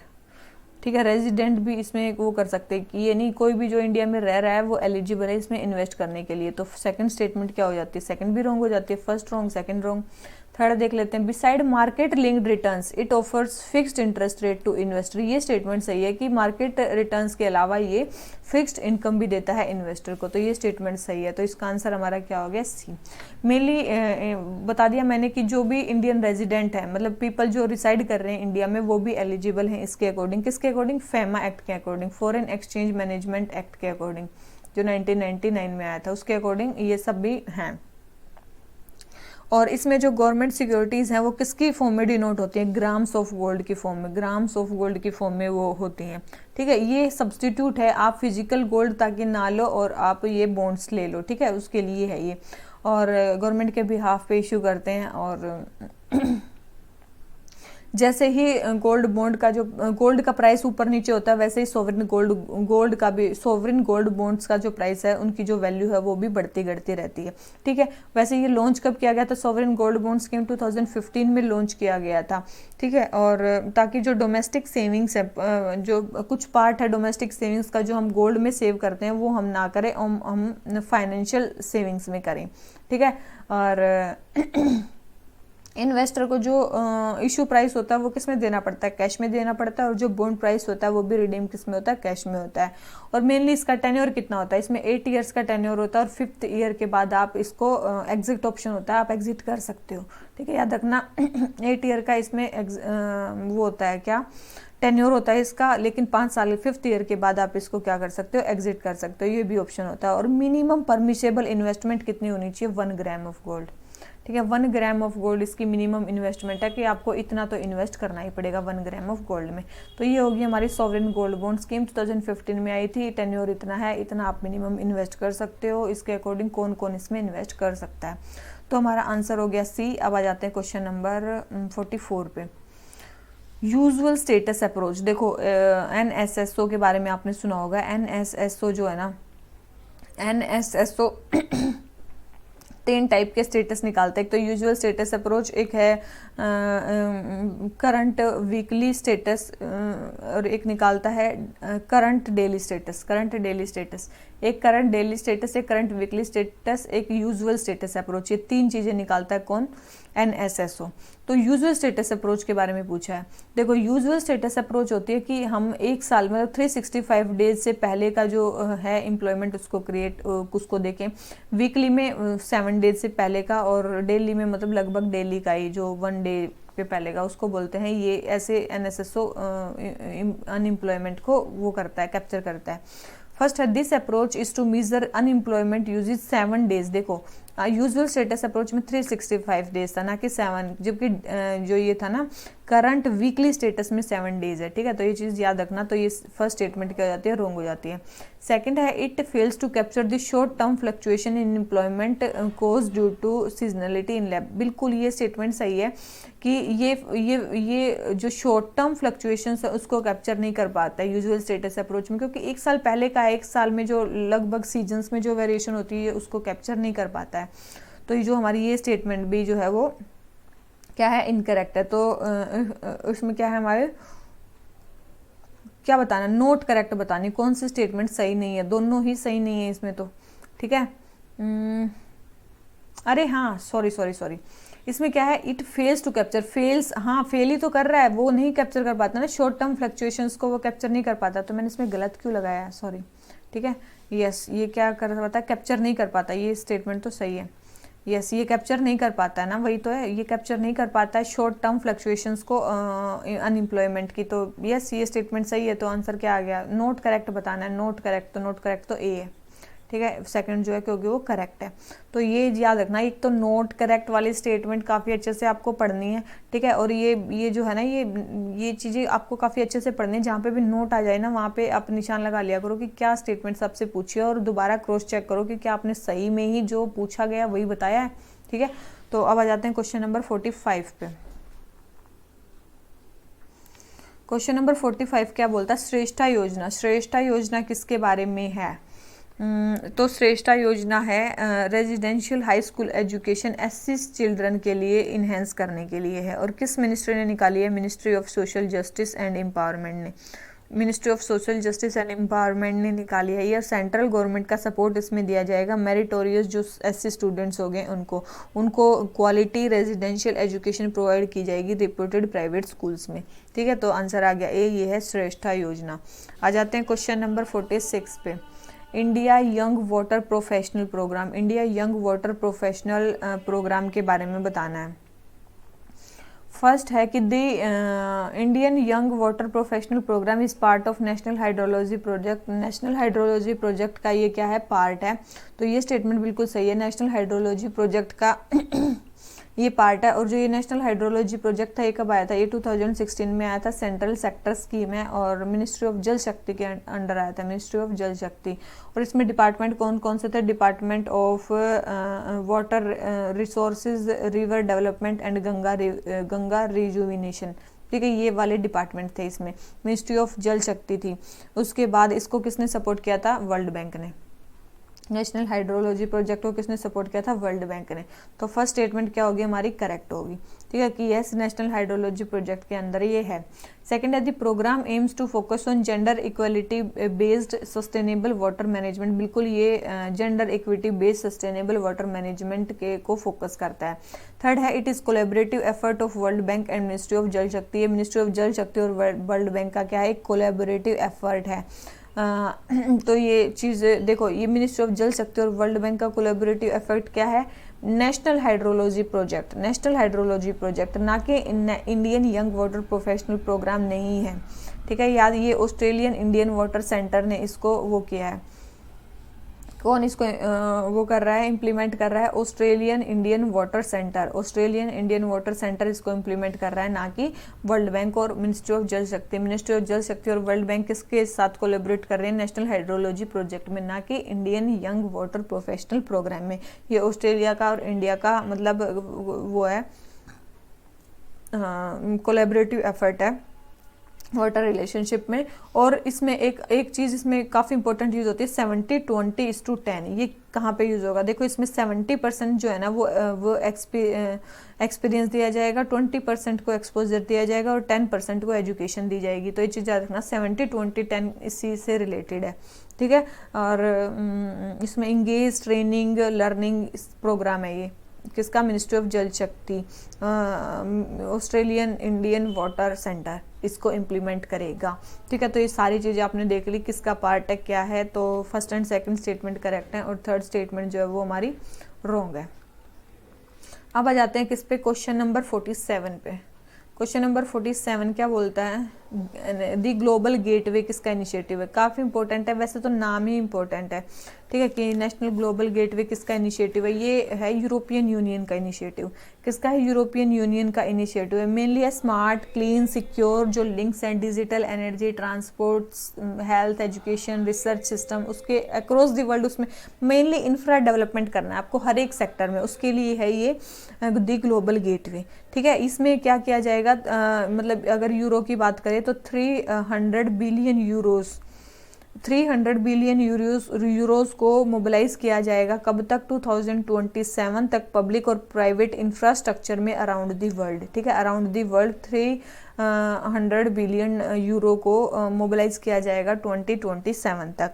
और ये किसका पार्ट माना जा रहा है? ये B3W प्रोजेक्ट का पार्ट माना जा रहा है। B3W प्रोजेक्ट क्या है? ये बिल्ड बैक बेटर, हाँ, बिल्ड बैक बेटर वर्ल्ड का ये पार्ट माना जा रहा है। और ये किसका, ये इसको कौन चलाता है? बिल्ड बैक बेटर, ये G7 कंट्रीज का, डेमोक्रेसीज का एक ग्रुप है, इंटरनेशनल इंफ्रास्ट्रक्चर इन्वेस्टमेंट इनिशिएटिव है ये, ठीक है, जिसमें इंफ्रास्ट्रक्चर में इन्वेस्टमेंट की जाएगी all over the world, build back better. और ये मेनली जो ये प्रोग्राम्स हैं, वैसे बोला नहीं जा रहा, लेकिन हाँ, ये जो चाइना का जो बेल्ट एंड रोड इनिशिएटिव है उसके अगेंस्ट में ये लगभग चलाए जा रहे हैं। लेकिन हाँ, इनका मतलब इन्होंने डायरेक्टली ये नहीं बोला है कि ये इसके मतलब इसके ही अपोजिट में चलाए जा रहे हैं, लेकिन हाँ, ये प्रोग्राम भी इंफ्रा डेवलपमेंट के लिए ही है। तो द ग्लोबल गेटवे किसका है? यूरोपियन यूनियन का है। और B3W किसका है? बिल्ड बैक बेटर, ये G7 का है। और BRI किसका है? चाइना का है। तो ये चीज़ आपको ध्यान रखनी है। इसका आंसर हो गया B। आ जाते हैं क्वेश्चन नंबर 48 पे। नेट नेशनल प्रोडक्ट GDP से निकालना है। सबसे पहले तो GDP में क्या होता है? डोमेस्टिक होता है, तो सबसे पहले तो हमें नेशनल निकालना पड़ेगा। नेशनल में क्या करेंगे हम? ऐड कर देंगे net factor income from abroad, ठीक है, वो हम ऐड कर देंगे। ये सब चलो हमने कर दी, net factor income from abroad, ये हमने ऐड कर दी। उसके बाद हमें तो जब हम ये कर देंगे GDP में ये ऐड कर देंगे तो हमारी क्या आ जाएगी? तो ये आ जाएगी हमारी ग्रोस नेशनल प्रोडक्ट। क्या आ जाएगी? Gross national product. और ग्रोस नेशनल प्रोडक्ट में से हमें क्या माइनस करना पड़ेगा कि हमें नेट नेशनल प्रोडक्ट बन जाए? तो करना पड़ेगा डेप्रिसिएशन। क्या करना पड़ेगा? डेप्रिसिएशन माइनस करना पड़ेगा। तो हमें डिडक्ट क्या करना पड़ेगा? डेप्रिसिएशन डिडक्ट करना पड़ेगा। तो आंसर क्या आ गया हमारा? B, ठीक है। काफी ज्यादा इंपॉर्टेंट है। Net factor income from abroad को हमें क्या करना पड़ेगा? ऐड करना पड़ेगा और डेप्रिसिएशन को माइनस करना पड़ेगा, तब क्या आएगा हमारा? नेट नेशनल प्रोडक्ट, ठीक है। आंसर आ गया B। आ जाते हैं क्वेश्चन नंबर 49 पे। बजट 2021-22 में हमें शेयर को डिक्रीजिंग ऑर्डर में करना है। डिक्रीजिंग ऑर्डर मतलब पहले सबसे ज़्यादा और फिर सबसे कम, ठीक है। अब देखो, पहले सबसे ज़्यादा में 2 ऑप्शन दे रखे हैं, या तो 1 या 3। 1 कॉर्पोरेट टैक्स और 3 बोरोइंग एंड लाइबिलिटीज। देखो अभी भी जो है ना, कॉर्पोरेट टैक्स जो है गवर्नमेंट ने काफ़ी कम कर रखा है। तो ये तो सोचो कि अब कॉर्पोरेट टैक्स सबसे ज़्यादा नहीं होगा, ठीक है, कॉर्पोरेट टैक्स सबसे ज़्यादा नहीं होगा, तो फर्स्ट तो हो नहीं सकता। तो ये 2 ऑप्शन तो आप वैसे ही काट दो, कॉर्पोरेट टैक्स सबसे ज़्यादा नहीं होगा। फिर देखो बोरोइंग एंड लाइबिलिटीज ज़्यादा है, ठीक है, तो आप 2 ऑप्शन चाट लो, ठीक है, ये 2 बोरोइंग एंड लाइबिलिटीज ज़्यादा है। फिर अभी मैंने बताया कि कॉर्पोरेशन टैक्स कम है, और अभी गवर्नमेंट ने बोला क्या, GST का कलेक्शन काफ़ी ज़्यादा हो रहा है, ठीक है, तो इसका मतलब GST ज़्यादा है। अगर आपको तुक्का ही मारना, आप ऐसे कर सकते हो, और आप तुक्के से ही ऐसे क्वेश्चन कर सकते हो, या फिर आपको बिल्कुल A to Z सीक्वेंस याद हो। तो कॉर्पोरेट टैक्स तो कम ही है, ठीक है, तो याद रखना, सबसे पहले आता है बोरोइंग एंड लाइबिलिटीज़, फिर आता है हमारा GST, और उसके बाद आता है हमारा कॉर्पोरेट टैक्स, और उसके बाद आता है कस्टम्स, ठीक है। तो ये होगी हमारी सीक्वेंस। आंसर आ गया इसका B, ठीक है। आ जाते हैं क्वेश्चन नंबर 50 पे। ट्विन बैलेंस शीट प्रॉब्लम के बारे में बताना है। ट्विन बैलेंस शीट प्रॉब्लम, बिल्कुल ये क्वेश्चन मैं करवा चुकी हूँ। एक लास्ट ईयर की अगर आप टेस्ट सीरीज देखोगे ना, तो उसमें आप ये क्वेश्चन हो चुका होगा आपका, अगर आप जैसे मैं बोल रही हूँ वैसा वैसा कर रहे हो। ट्विन एक होता है डेफिसिट, एक होता है ट्विन डेफिसिट। ट्विन डेफिसिट क्या होता है? करंट अकाउंट डेफिसिट और फिजिकल डेफिसिट को मिला के जो बनता है उसको बोलते हैं ट्विन डेफिसिट। और ये ट्विन बैलेंस शीट प्रॉब्लम क्या होती है? ट्विन बैलेंस शीट प्रॉब्लम होती है, देखो मान लो किसी कंपनी, ये बैंक है, ये कंपनी है, कंपनी ने बैंक से क्या लिया? लोन लिया, ठीक है, कंपनी ने बैंक से लोन लिया, और कंपनी का पैसा डूब गया, अब कंपनी का पैसा डूब गया, वो पैसे चुका नहीं पा रही। इससे क्या होगी? एक तो कंपनी की बैलेंस शीट खराब होगी, और दूसरी किसकी बैलेंस शीट खराब होगी? बैंक की भी बैलेंस शीट खराब होगी, क्योंकि वो किस में बदल गया? NPA में बदल गया। तो दोनों साइड प्रॉब्लम होगी। इसको क्या बोलते हैं? Twin balance sheet problem. इसको क्या बोलते हैं, twin balance sheet problem. It is a two fold problem for Indian economy which deals with over leveraged companies and bad loan encumbered banks भी, ठीक है, क्योंकि उनके तो बैड लोन्स बन गए और कंपनी क्या होगी, ओवर लिवरेज्ड होगी, वो दे ही नहीं पा रही है, तो इसको बोलते हैं two fold problem, twin balance sheet problem, ठीक है। ट्विन डेफिसिट मैंने बता दिया, करंट अकाउंट डेफिसिट और फिस्कल डेफिसिट को मिला के। फिस्कल डेफिसिट जो नॉर्मल बजट डेफिसिट होता है उसको बोलते हैं, और करंट अकाउंट आपको पता ही है, गुड्स सर्विसेज ट्रांसफर पेमेंट का जो इंक्लूड होता है उसको बोलते हैं करंट अकाउंट, ठीक है। दोनों एक दूसरे को इन्फोर्स करते हैं। फिस्कल डेफिसिट जो ज़्यादा होगा करंट अकाउंट डेफिसिट उतना ज़्यादा होगा, करंट अकाउंट डेफिसिट जितना ज़्यादा होगा उतना ज़्यादा फिस्कल डेफिसिट होगा, ठीक है। तो ये हो गया हमारा क्या आंसर हो गया इसका डी। तो ये हो गया हमारी ट्विन बैलेंस शीट प्रॉब्लम, और इसी के साथ हमारे टोटल 50 क्वेश्चन कंप्लीट हो जाते हैं। अगर आपको वीडियो अच्छी लगी हो तो प्लीज़ लाइक करो और चैनल को शेयर करो अपने फ्रेंड्स के साथ, और अपने घर में जितने भी है ना यूट्यूब फ़ोन्स वगैरह या फिर आपकी आईडी सबसे सब्सक्राइब करो प्लीज़, ठीक है, मेरे कहने पे कर दो। चलो इसी नोट पे आज का लेक्चर ख़त्म करते हैं। वीडियो अच्छी लगी हो तो लाइक करना और चैनल को सब्सक्राइब करना, अगेन बोल रही हूँ प्लीज़ चैनल को सब्सक्राइब करना प्लीज़ मत भूलना। तो चलिए, thank you very much, bye bye.